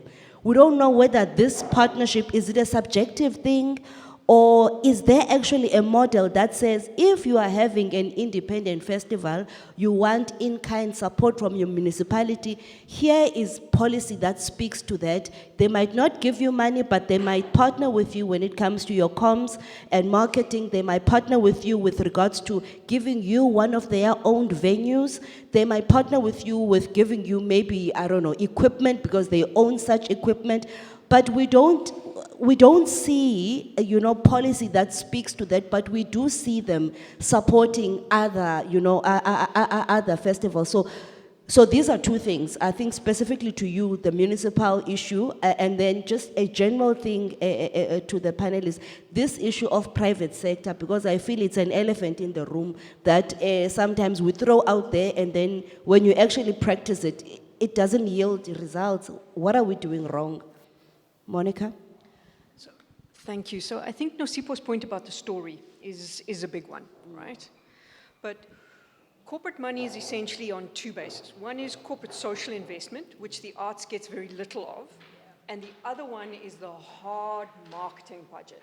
What the marketing budget wants to see is return on investment. It wants to know how many people, how many eyeballs. If it's a bank, how many bank accounts were opened? If it was cars, how many cars were sold or rented, et cetera, et cetera. And that's very, very hard money.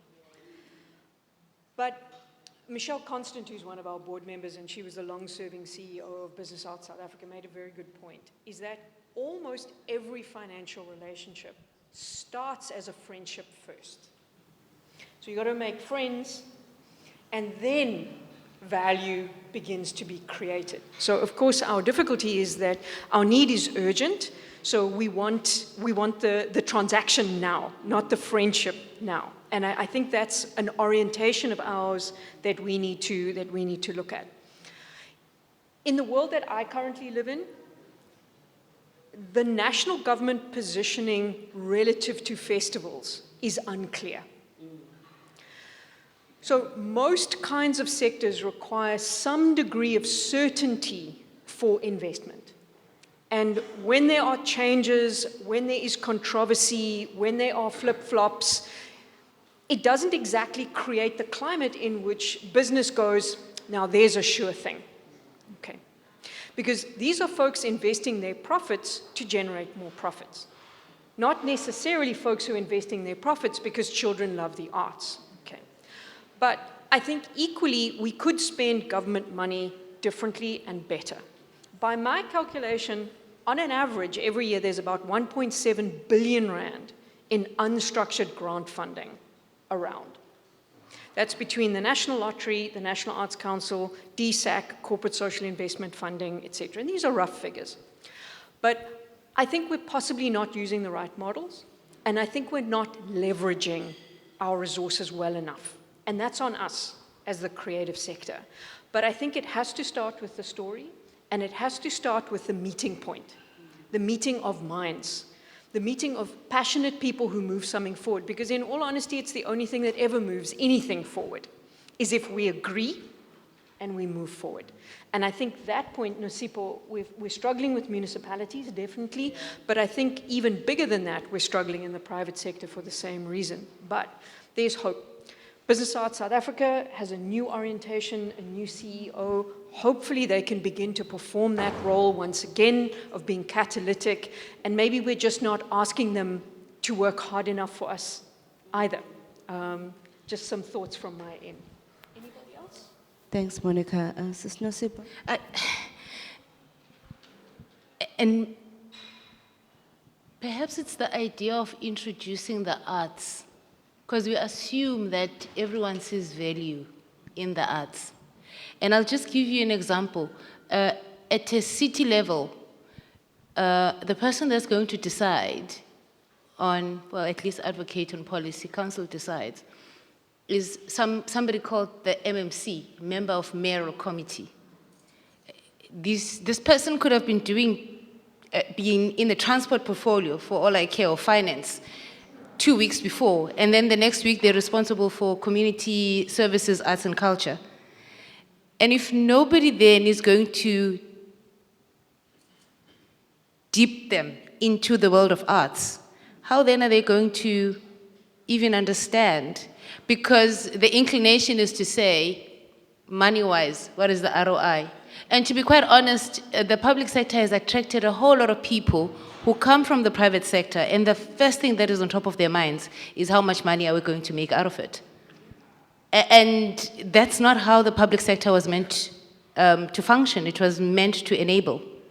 Yes, within very prudent financial framework, but we're seeing this creeping in of, you know, it's now the new public management back into the public space. So that's my first point. And I'm not saying that give them free tickets. That's not what I'm saying at all. Otherwise, you'll find yourself in the Madlanga Commission accounting for tickets that you gave away. But rather it is to build that relationship. If you are organized within a municipality, you know, the arts sector is organized, making that call to the council chambers and introducing what is it that you do, forming that relationship. But what even works better, in my experience, is having the people in council who speak your speak. Not the marketing and events people who only know how to beg for money to support an event, but the people that can talk why arts and culture, festivals there included? What role do they play in terms of the economy, in terms of social cohesion and the like? So a more strategic person than a person that's going to say, if we sponsor with this much, this is the ROI that we're going to get. So that's my first point. So relationship building, same, I guess it's same with building, with business as well. My second point is that the decisions of allocating money at City Council, they happen way ahead of the budget that gets pronounced in May in the municipality. So if the sector within space, if you've missed that opportunity when things are still being conceptualized, oftentimes it is too late. So the cycle works in this way: every 5 years, then they'll come up with their strategic priorities, and this is a municipality. We're going into elections, so it's going to be very important that you find yourselves in the discussions that will be planning the next IDP. So between April and May next year, because that's where you really are going to see whether are they prioritizing the sector or not.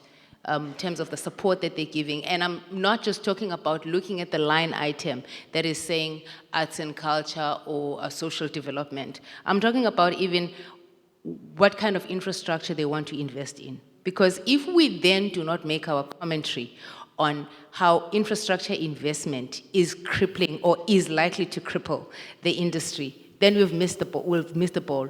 That's when I was saying, then you are seen as those that come with a bowl begging for money instead of helping to shape how the arts can actually transform the municipality. So that beginning of the 5 years is going to be very important.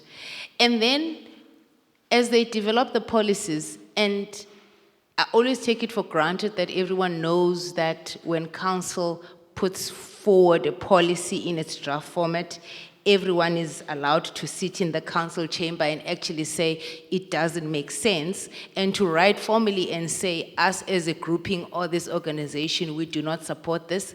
And by law, they are obliged to then consider your comments. And I am saying this because I've sat on the other end and looking at the comments on policies that are not talking to infrastructure or not talking to finance, but mainly on community development, on social development, including the arts.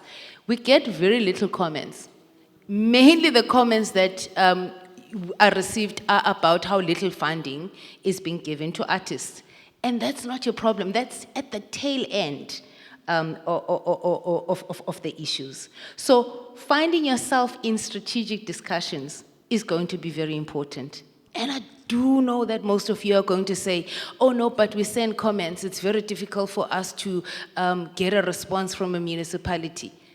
I hear that, but it's influential people that are in this room, each and every one of you. It's not about saying, I want to speak to the mayor. It's about saying, I read your culture, your cultural strategy as a municipality, and these are the things that we're worried about. This is how we think you can enhance it. In that way, through persistence, sometimes you become a nuisance. Then they realize that there's a person that can help to improve upon their plan. But this issue about funding, it's not a tail end thing. It's at the beginning of the process. That's where we need to intervene. Thank you, Sis Nosipo. Andre? Yeah, I wanted to talk about AI, but let me stick to the question at hand. I don't think it's about finding yourself in the strategic positions or meetings. I think it's about placing yourself in those meetings. And then it's about, no, it's not English. It's about doing the research and then forcing your way through the door. So I'm going to give Unati and Paula some of the research that we did. We specifically lobbied to local governments to look at the nighttime economy, because a lot of the stuff that we do in the sector is about the nighttime economy, it's about the nighttime mayor and infrastructure. So not only did we do the research in 2016, we took that research and we went to meet. And I don't think the MMC is the most important, because they can change them like they change their bloody underwear. And sometimes they're not the brightest people to speak to. So what we, yeah, you didn't get me here to be politically correct, did you? So what we did was to get that research, and we went to meet with the IDP committee And we went to meet with the IDP planners within the city planning department, because they are the ones that can put your priorities into the IDP. And if your priorities are into the IDP, it can be budgeted for. So you make it your priority to get into the door with those IDP meetings or the special meetings. And then we met with the City of Cape Town. We met with Deputy Mayor Nielsen, bloody idiot. And he asked, we presented our strategy for music development, for mobility in the city. And he said to me, but Andre, we don't care about mobility across the continent and across South Africa. What are you doing for the city? And I said, but Mr. Mayor, Deputy Mayor, you've got a mobility problem in your apartheid city. You've got artists that are living outside that can't come into town. How are you fixing your transport system? And so his response to me in front of the IDP people was to say, so you want me to employ a night mayor, a drunkard and a party animal that won't be able to work with the city? I said, yes, Mr. Mayor. You must employ a party animal that can leave the clubs and the pubs and the venues at 2 a.m. in the morning, see that there's no loading zone, see that there's no safety and security, see that there isn't enough infrastructure to manage the economy at night, to stumble into the city hall in the morning and speak to the right people so that it's safe, secure, the loading loads is happening, the health licenses are issued, and the city can function at night when you don't make money.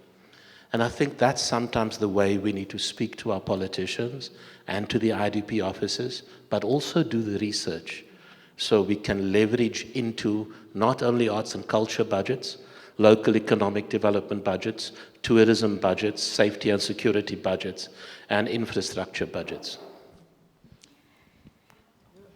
I think I will just keep it short and sweet. I think when you look at it from a top-down approach, the way the national budget is already, pieced out in the pie chart, the art sector really gets like the crumbs of the crumbs. And that's mirrored in terms of how the priorities of corporate social investment priorities are from the private sector. And that's quite a challenge, right? And also, the challenge then also comes back to say, the revenue, the return on investment. Artists just want to get money to do their passion, but the administrative stuff is a challenge. Admin, getting your numbers correctly, filing everything correctly, staying compliant is also another nightmare. And those are just basic entry things for us as the National Arts Council, because we have to account for funds that are given to us, public funds that are given to us to disperse.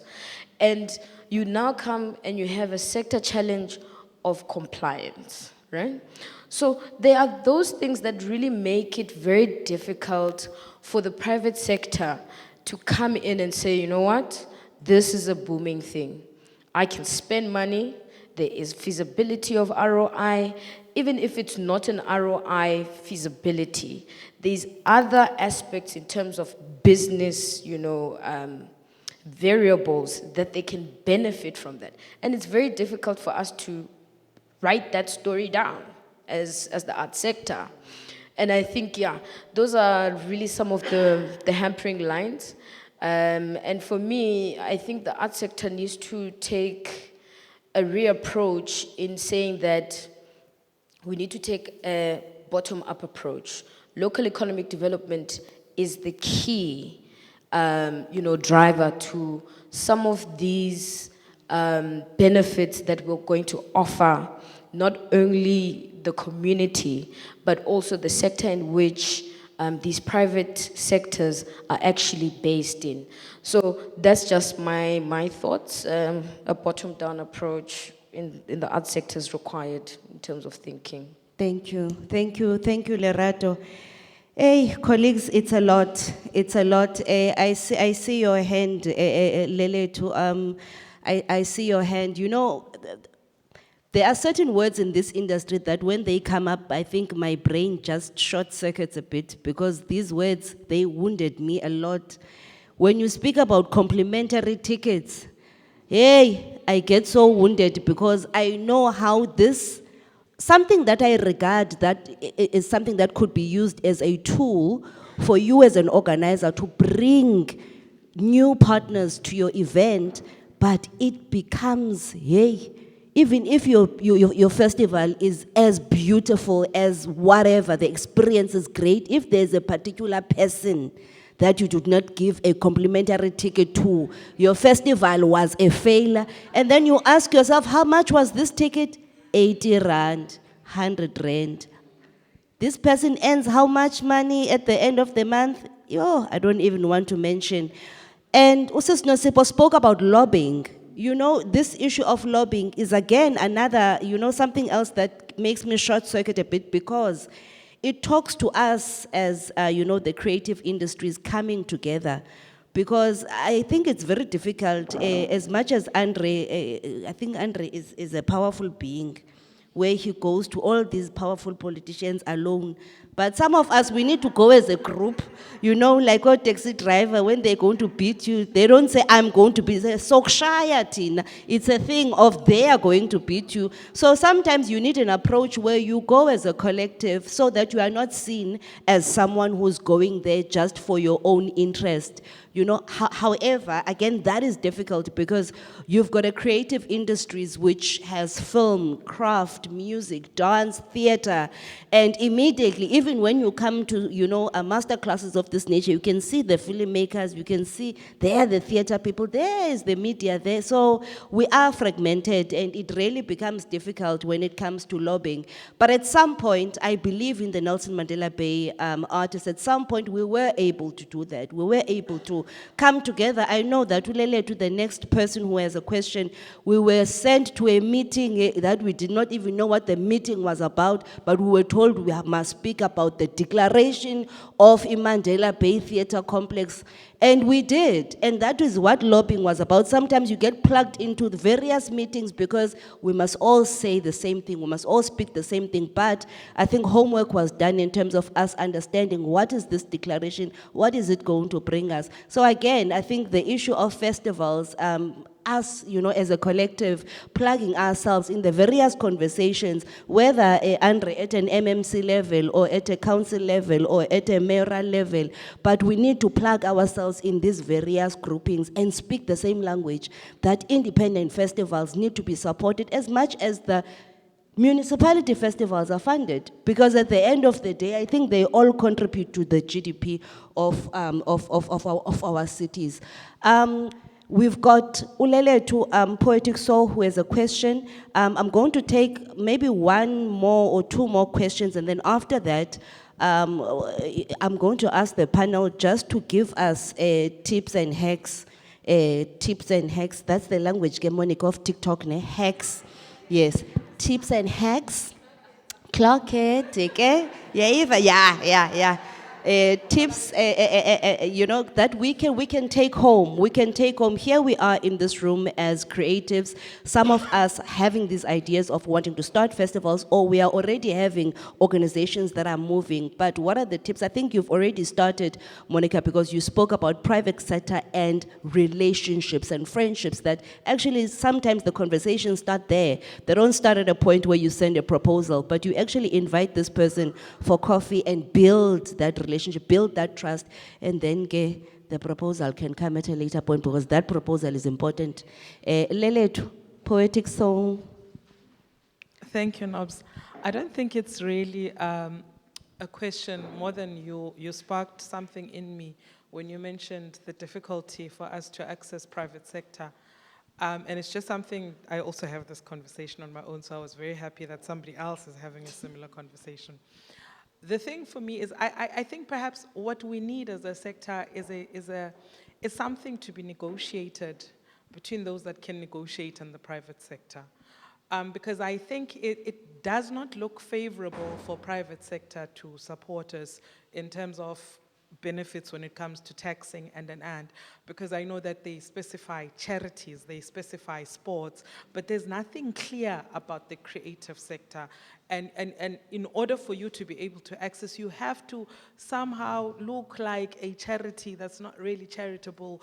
And so I think what we really need is something that's on paper that speaks to favorability when you support the creative industry, because this is what the creative industry does for the country. So I think it's a bigger conversation that needs those that are in power to speak on our behalf. And I guess Kemhlambi, we need to feed them this feeling, because when you start talking to private sector, you go to Vodacom and what exactly are you trying to say? Where do we fit in terms of Vodacom Foundation when it comes to you speaking to GBV, and you struggle with the languaging, and immediately, because you're not a charity, you're not a shelter for homeless women, and you're an artist, there's an understanding that, well, then you can just do this on your own. You know, so it was just me to say, let's have the conversation with all the other people present. Thank you. Thank you, Leletu, for that contribution. I see a hand from Uandiswa. And then there's Nelisa right at the back. I think, those will be our 3 last questions, and then we get a panel to wrap up. Nelisa? Hi, good morning, thank you. I'm Nelisa. First of all, thank you so much, Sisetu and the panel for this. This is amazing. Really appreciate this session. I think it's really important for us to have it, so thank you for it. I wanted to first begin with Andre, with what he said regarding us being motivated towards going into speaking to power, and also, so to speak, in terms of attending the meetings. Now, I was just wondering if there's, or perhaps let me just state it, with the challenge that we presently have where things are being gazetted in newspapers, but newspapers are not the primary, point of information where we receive our information, that becomes really difficult for the artists to be able to get the information, to be able to be at the meeting, to be able to put their hand up and say. So how can we assist that process so that the information is available to us with government, and that communication between government and the artist or the entrepreneur is the first thing. And secondly, there is that challenge of when you are that person that does bring the solutions or brings the suggestions, it can very quickly, when you arrive as an artist, all of a sudden you find yourself playing politics when you had no intention of playing politics. All you came with was, perhaps solutions or whatever, but then political actors within whichever space you're trying to speak to then want to adopt whatever it is that you've come with. And then as an artist or as an independent, you are now seen as, a puppet for somebody, or you then become somebody's mouthpiece. So how do we as artists or as individuals or as entrepreneurs, etc., how are we able to get into those discussions without having to necessarily play politics when we are just, speaking on the broader sense? Nobesutu also mentioned that, we would come in as a collective, but then you get the other challenge of we have a film forum, we have a creatives network, we have a dancers network, we have all these separate networks.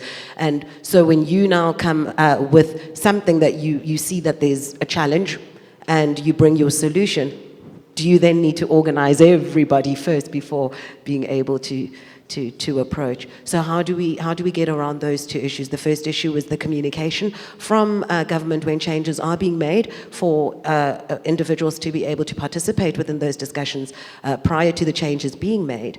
And secondly, how do we avoid the political spaces as artists if we're not trying to play politics but really are just, and I know the politics are a great part of life for adults, right? We know that politics are a part of life and it falls in. However, just to be able to speak freely without any political affiliation And also, just on a last point, with a lot of the networking that is happening, which is fantastic and it's great because that means that there's communication that is happening between various groups. What happens then for the artist who might find themselves at loggerheads? Has contingency been made for that? For an artist to find themselves at loggerheads with one group, but now the group is networked, because then you ultimately find yourself at loggerheads with the network as opposed to the one. Does that, I hope that I've asked the question properly. Thank you. Okay, thank you, Nelisa. I would like to take Andiswa, which is the last question. And not each and every panelist needs to respond to everything, but whatever you can take, please do take. I think Andre will probably respond first because he already has the microphone. And Andiswa? Thank you very much, Sis Nobs. Good afternoon, everybody. Elami Kamang Andiswa Manyati, and I represent Mpumakapa TV, which is a broadcasting channel in the Eastern Cape. I deal with communications in that department, and one of the things that we deal with in the department is media partnerships. Now, the reason that I came here, first of all, is obviously to meet potential media partnerships, but also to understand maybe how the marketing works in terms of the funding that they get with these festivals. Because what I find common with the media partnerships that we get is no one has money to pay for airtime. And we are promoting, and those that do, you will find that they do not want to fund community broadcasters. They would rather go to SABC that is already getting funding instead of the community channels that need resources and funding in order to survive. So I just wanted to get like a perspective from the funders of how does it actually work with the media, the organizers of these festivals in terms of getting, convincing them to actually support regional broadcasting channels, because I feel like they are the ones that need that money more than the SABCs that they run to, which I understand, they've got better audiences. However, we will give them more content.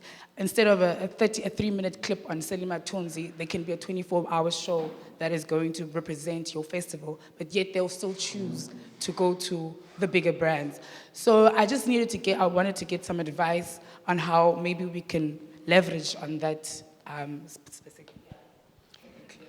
Thank you so much, Andy. So I think that was a clear one as well. So Andre, we'll start off with you.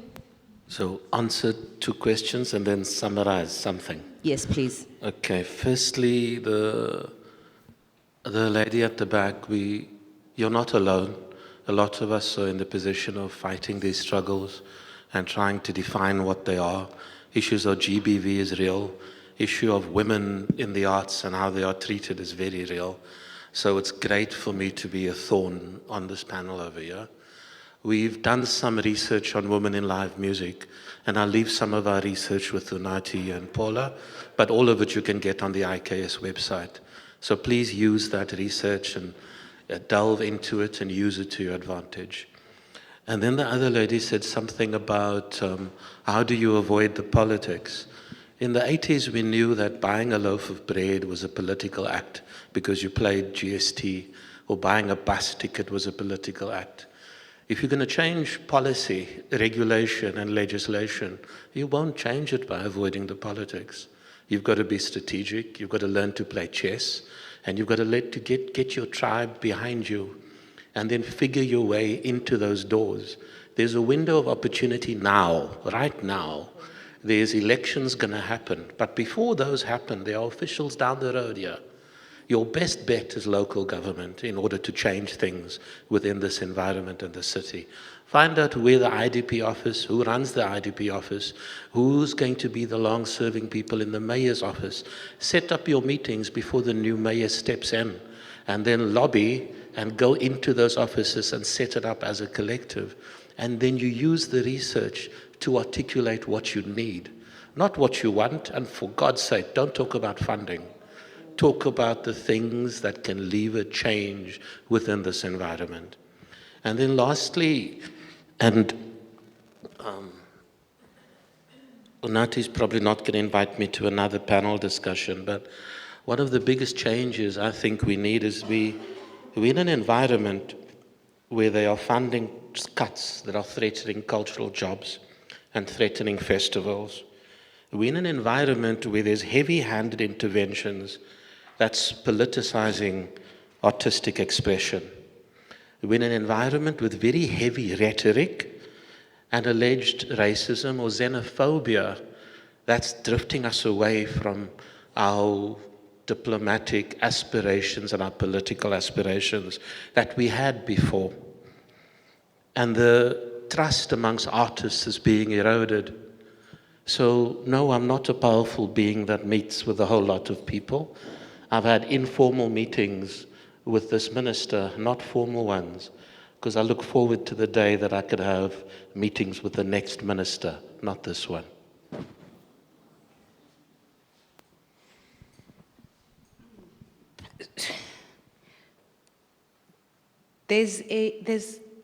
I'm using how maybe we may want to consider how we best play into the space. So there's a role of policy. And I think I like your question. There's a lady that asked about the business, because there are tax implications and therefore they don't want to fund you, but they'll go to NGOs and. That certainly tells me that there's something to advocate for. And if you listen to the budget speech last week, when Kodongwana spoke, Old Mutual wrote, because we are all allowed to write and say, what would we like to see in the budget? Old Mutual wrote and they said, please increase the tax-free savings from 360,000 to 460,000. And they also said increase the lifetime limit from 500,000 to R1 million. They got the first bit, they didn't get the other bit. My point with this example is that perhaps there's an opportunity for us to make these submissions. Because it's written, it affects our organization as a Cities Network. We are a not-for-profit organization. So all along, the municipalities could only fund us under the grants. There's a new regulation that says if it's a grant, it needs to have these many, many conditions. But if we're not going to advocate as a sector and say, business can't fund us because of these prohibitive things in your legislation, and we are asking for a change, then it's going to stay the very same way. Because I do believe that maybe they do want to fund you, but they're thinking about their own tax implications. But if no one engages in that discussion, so the role of advocacy, but how do you get to a point where you can advocate and advocate intelligently? It means that first you need to play in the policy space. So all these policies that are being developed, in some instances it does take, I know with our organization, us writing an alternative policy to what is being put out there, showing that if it was to work for the sector, this is what it would look like. In some instances it's just a matter of you, when they're asking for comments, a group of you as a collective giving solid comments, because when they come also scattered, whoever is writing the policy will just get dizzy. So in one instance, we hear lobbying for artists that they shouldn't die poor, a very valid and a very noble cause. And then at the same time, we are lobbying for funding for the sector itself. But because it's coming in different voices, and we haven't created a platform to say, in terms of prioritizing our advocacy, these are the three things that we are advocating for. Informed by research, this is how we want to do it. And then creating those peer-to-peer networks. I mean, I guess this is one of them. But if we make them to be predictable, ongoing, and they anchor what we're trying to do, then these voices and these things that we're talking about, we can start pulling them together and say, okay, this is our advocacy agenda that is going to shape policy, and this is how we're going to communicate it. I thought that there was something I can share. It has worked for us, and maybe it's something that you can do. And I know that this is a peculiar, not peculiar, but peculiar industry, in a sense that perhaps organizing in a form that other sectors can organize in, it can prove to be difficult. But I guess it's worth trying. using SACO, who is an observatory, whatever they produce, use it to then inform that policy reforms and advocacy that we're talking about. My second, I think this is going to be my last point on this one. Earlier on, we were talking about, things that must shift in this industry. And as I was listening to people, I'm categorizing them into 4. There needs to be a structural shift in funding for the sector. Obviously, I come from the built environment. There does need to be a shift in terms of city planning and how the industry interacts with planning. There's also the third one, which I'm picking up, is that there needs to be a structural shift in research. Maybe if I were to just touch with research, shifting to process research, where we move beyond the impact for festivals to examine the planning processes and how the festivals function as embedded socio-cultural practices around the year, not as at the end of the event. I think there's something to be said there. If we are to build that story and we want to build a good narrative that will show the impact story, and then we're able to get our investment. On the funding, I'm thinking that maybe what we may want to look at, and I've done some work. Unati introduced me to this crew in the arts, and since November last year and now in the organization, we've been doing a little bit of digging in terms of even what is happening out there. When we talk about accessing green finance, we always think that it's green finance for infrastructure projects, but there are good case studies that show that we can access concessional and green finance by exploring how we do our festivals and our events. And maybe if the instruments are not there in our case, that is something that we can build into policy and say that we can access it. But it's not going to be in policy if nobody knows about it. And I'm not talking ill about our administrators that are responsible for policy, because they work with people, wonderful people like you. But there are those messages that need to be echoed so that we are able to see them into our policy. Then we can track their implementation. And it does seem like when I Andile, there's something that needs to be done around grant alignment, not just within the city level, but also across. We are at a point where at a local level, there's something called the White Paper on Local Government, which is being revised. I got a message that it's out for public comment. It basically says this is what municipalities should focus on. And in that, in November, I said municipalities are not meant to be funding things outside of creating an enabling environment and developing infrastructure that supports these economic objectives. It is making that point. Now, I expect that this industry is then going to say, in terms of economic development, you seem to be just focusing too much on the hard infrastructure, the hard economics around, port development, and you have neglected this one. But if those comments don't come across, and because we have really said that just focus on what you were meant to do, somebody needs to ask the question that says, then what happens at a local level when it comes to the creative industries? Thank you. Thank you, Sis Nosipo. Fiona? Sure. I'll be very brief.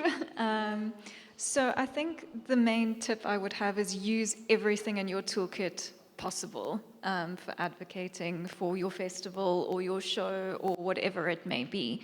So sometimes, yes, I am an economist, but the economic impact, maybe that's the thing that will open the door and get the conversation going. It might not be the main value, but it is the thing that in the private sector will be understood. And maybe that's the key to then building that relationship and continuing that development. So use everything within your arsenal that you have available. It's good to engage with research, having those facts and figures to hand, but also then saying, well, can we expand the definition of what we mean by return on investment? It's not just financial for the cultural sector. The other thing that I'll just pick up on the conversation we've been having is the role of intermediaries. Our organizations are so important. it can be difficult for an individual artist to make a difference. But if everybody comes together, we support our organizations, they're the ones who can get a seat at the table, then maybe that is the way that we can get our point across. But I will let Monica speak a bit more on that, so thank you. Thanks, Fiona. Thank you so much. I think, Leletu, you raise a really valid point about the fact that we don't have a clear framework through which festivals are supported and developed. And Minister Mackenzie actually mentioned that he was very interested in developing a festival's master plan, which would obviously be a subset of the creative industries master plan that was published in 2022.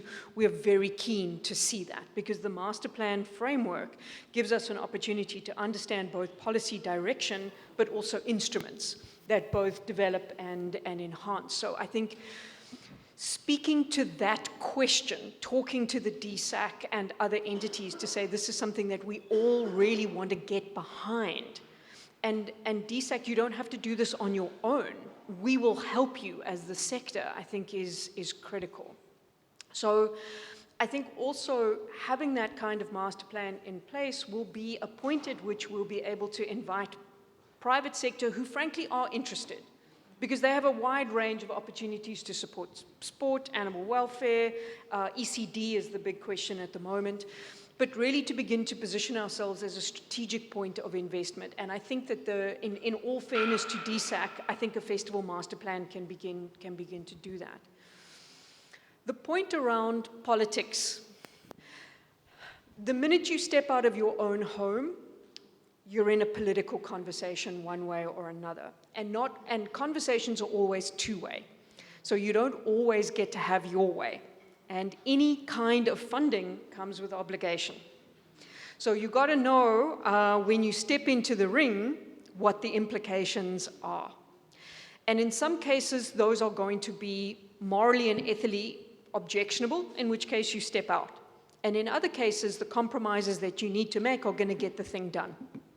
And those are the spaces that I think are worth exploring.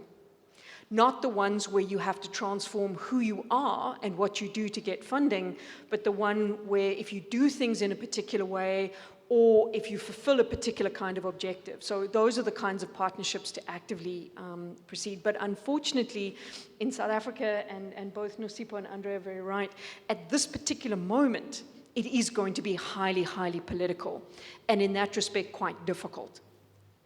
I do think there's enormous value in informal networks and advocacy.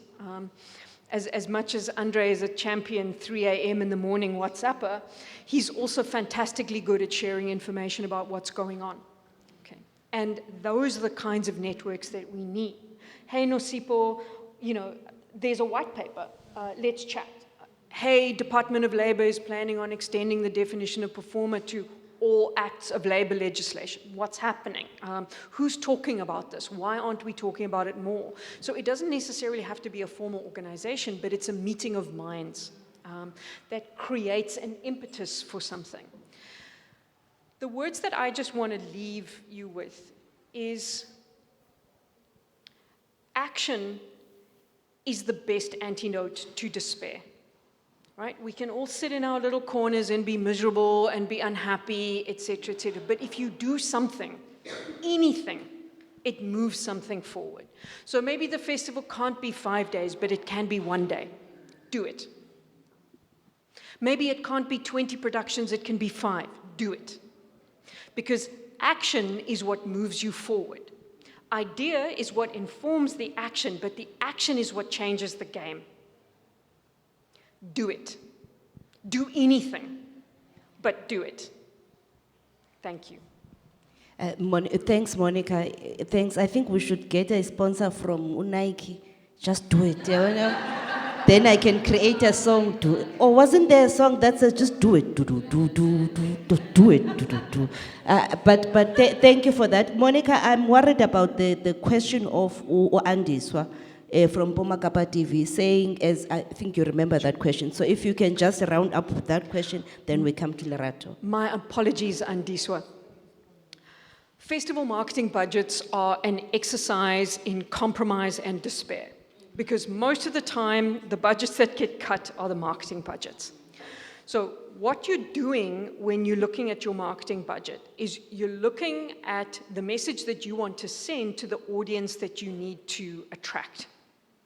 And so that creates a whole range of discussions and decisions in terms of very, very narrow budgets about who's going to get the message fastest and cheapest and to the largest number of people. So things like reach are critical to us. Things like audience profile are critical to us. And the difficulty with community radio and community TV is there's not a lot of information for us out there. You might have it, but it's not necessarily easily available to us to say, okay, my investment in Mpupa Kapa TV is going to speak to this LSM or this audience profile, and these are the occasions through which. So the one thing that we do know is that we get good rates from community radio and community TV. There's no question. But do we get the reach? Which is why you see those relationships with SABC, the relationships with SAFM, Umhlobo Wenene, which is obviously massive, Ukhozi, if you can afford it, okay. And if you're really, really wealthy, okay, 5 and Metro, okay, all right. A lot of the times we also get offers of in-kind support from media partners, which we hugely appreciate. Now, our difficulty is when we calculate our reach in media, which for the National Arts Festival is anywhere between 60 to 80 million rand a year, we don't factor paid. We only factor leveraged, okay, because it's important to our partners. So it's a really, really tough and challenging decision, but I will say this to Mpuma Kapa TV, you guys are out there, you guys are hungry, you guys are always looking for opportunity to create value, and we loved working with you guys on Mandela Bay Arts Festival. Thank you very much for that. But I think that's a conversation that you guys need to think about in your strategy and talk to us and go, okay, guys, we can offer this, but we need a bit of cash. Okay, because a lot of the times it's a compromise. And so we're going to be looking at 3 different portfolios, and we're going to be going, okay, guys, we'd love to do all 3, but it's going to come down to this one. But the sleeping dragon for all of us is social media coverage. We don't calculate it very well, and it's very, very hard for us to match that reach. So especially community radio and TV, where you have big social media followings, that will immediately make you more desirable. Toss in a couple of influencers, and you're pretty much there. Because we don't necessarily have the resources to bring those folks to the table. So, I mean, I think it's about creative engagement and about positioning yourself relative to events with very, very small marketing budgets, and who need to get messages out consistently and quickly over about a 3 to 6 month period max. Yeah, I'm hoping that's helpful. And remember, you've got my number. Thanks, Monica. Lerato? Well, yeah, I think I've been quiet for some time. But I think for me, I'm not going to respond to anything because I think the panelists have covered, perfectly. The National Arts Council is a funding development agency, and it's such platforms like this that are here today that really are creating value propositions for future aspects. And I continue to also just say, actively apply. But the sector needs to get into an area of administrative,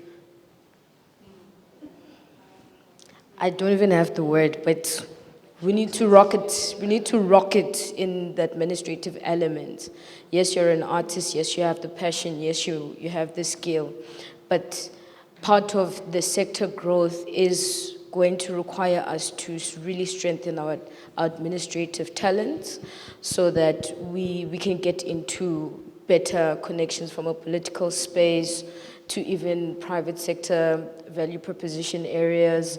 And as a funding agency, we really want to support the development to, rocket it up to have the CCI not only sitting at around 3.2 to 4%, you know, on an annual basis, but for it to expand to 10%, 6% of the GDP, and government officials will get to see the real golden economy that the master plan really speaks about.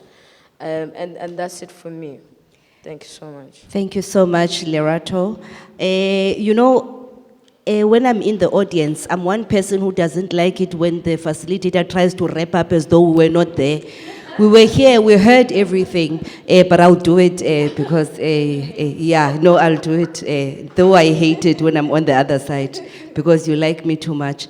I really want to thank South African Cultural Observatory for this opportunity. We are wishing you all the best, SSA2 SG Comms, for your festival on the 21st of March. Please go and buy tickets.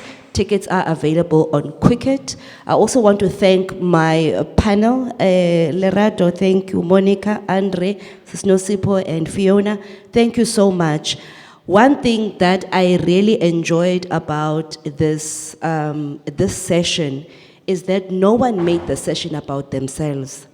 I applied and I got rejected, you know, because as much as, yes, you know, we allow people to say those things, however, we digress. We don't speak about the core issues, you know, of the industry and sometimes moving things away from ourselves, you know. So I loved the session because no one was talking about themselves necessarily, but we are talking about industry issues because some of the things that we are alluded to today are not going to benefit us individually, but they are going to benefit the industry. What I really take out of this session is that conversations of this nature need to continue.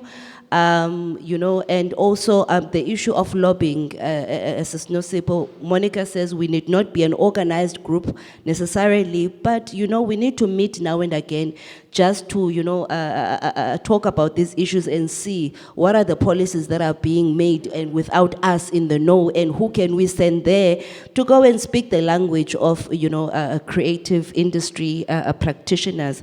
So with those few words, I think it's now 21 minutes past. The session was supposed to end at 1. However, it's not my fault. But I do note that my family is definitely going to have a beautiful meal tonight, which is not cooked by me, because the masterclass was certainly a success. And thank you so much again for the opportunity. Truly appreciate. I'll hand over to Sese to thank you. I'll use this one, thanks. Thank you so much. A round of applause to Nobesu, to our facilitator. Thank you so much. You were brilliant. And just one more round of applause to our panel. Wow, what a rich, rich, rich discussion. Once again, a very big thank you to SACO, to NAC. A big thank you to Ubabala Kokose, is she here? Of Kokose Transport. She's also going to be shuttling the people from Port Elizabeth to Slipperfields on the 21st of March. So, you know, keeping us in business. Lihle Menziwe Photography, thank you to you. Sis Nozuko Mapala for the catering that we're about to enjoy. And to the MBDA, Asanda Ngwabe, and the MBDA team, thank you so much. And to everyone who is here, thank you for taking time out of your schedules on a Monday. You know, Mondays are, all sorts of things happen, but you took the time out and you attended and engaged, and for that, we are truly, truly grateful, for without you, there would be no masterclass. Thank you, everyone. Tickets are available at Quicket, 380 Rand, 120 for children under the age of 12, 1,000 Rand for VIP. See you on the 21st of March at the Viva la Vivre Festival. Thank you, everyone.